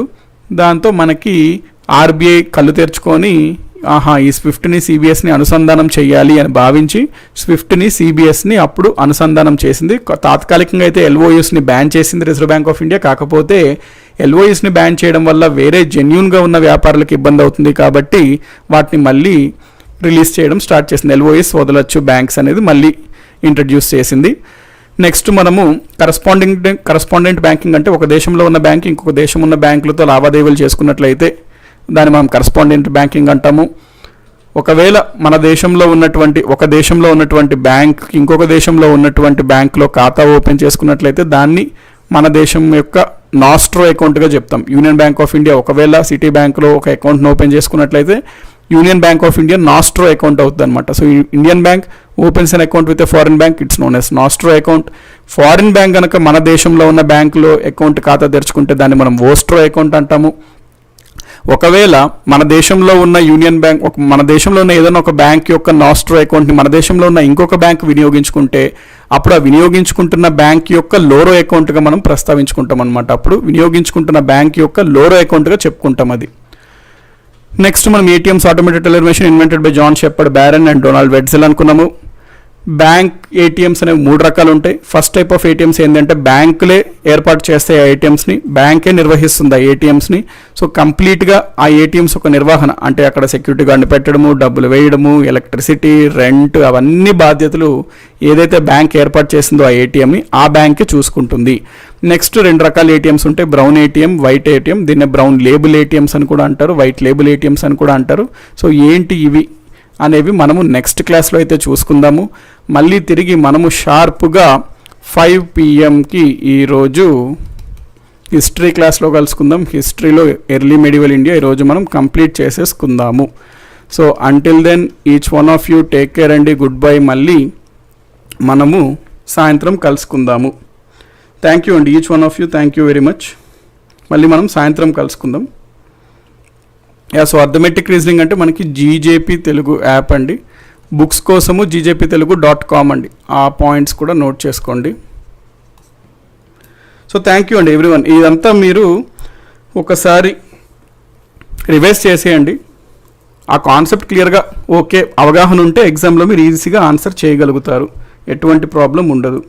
So thank you very much అండి. మళ్ళీ మనము తిరిగి సాయంత్రం కలుసుకుందాం. Until then good bye, take care each one of you.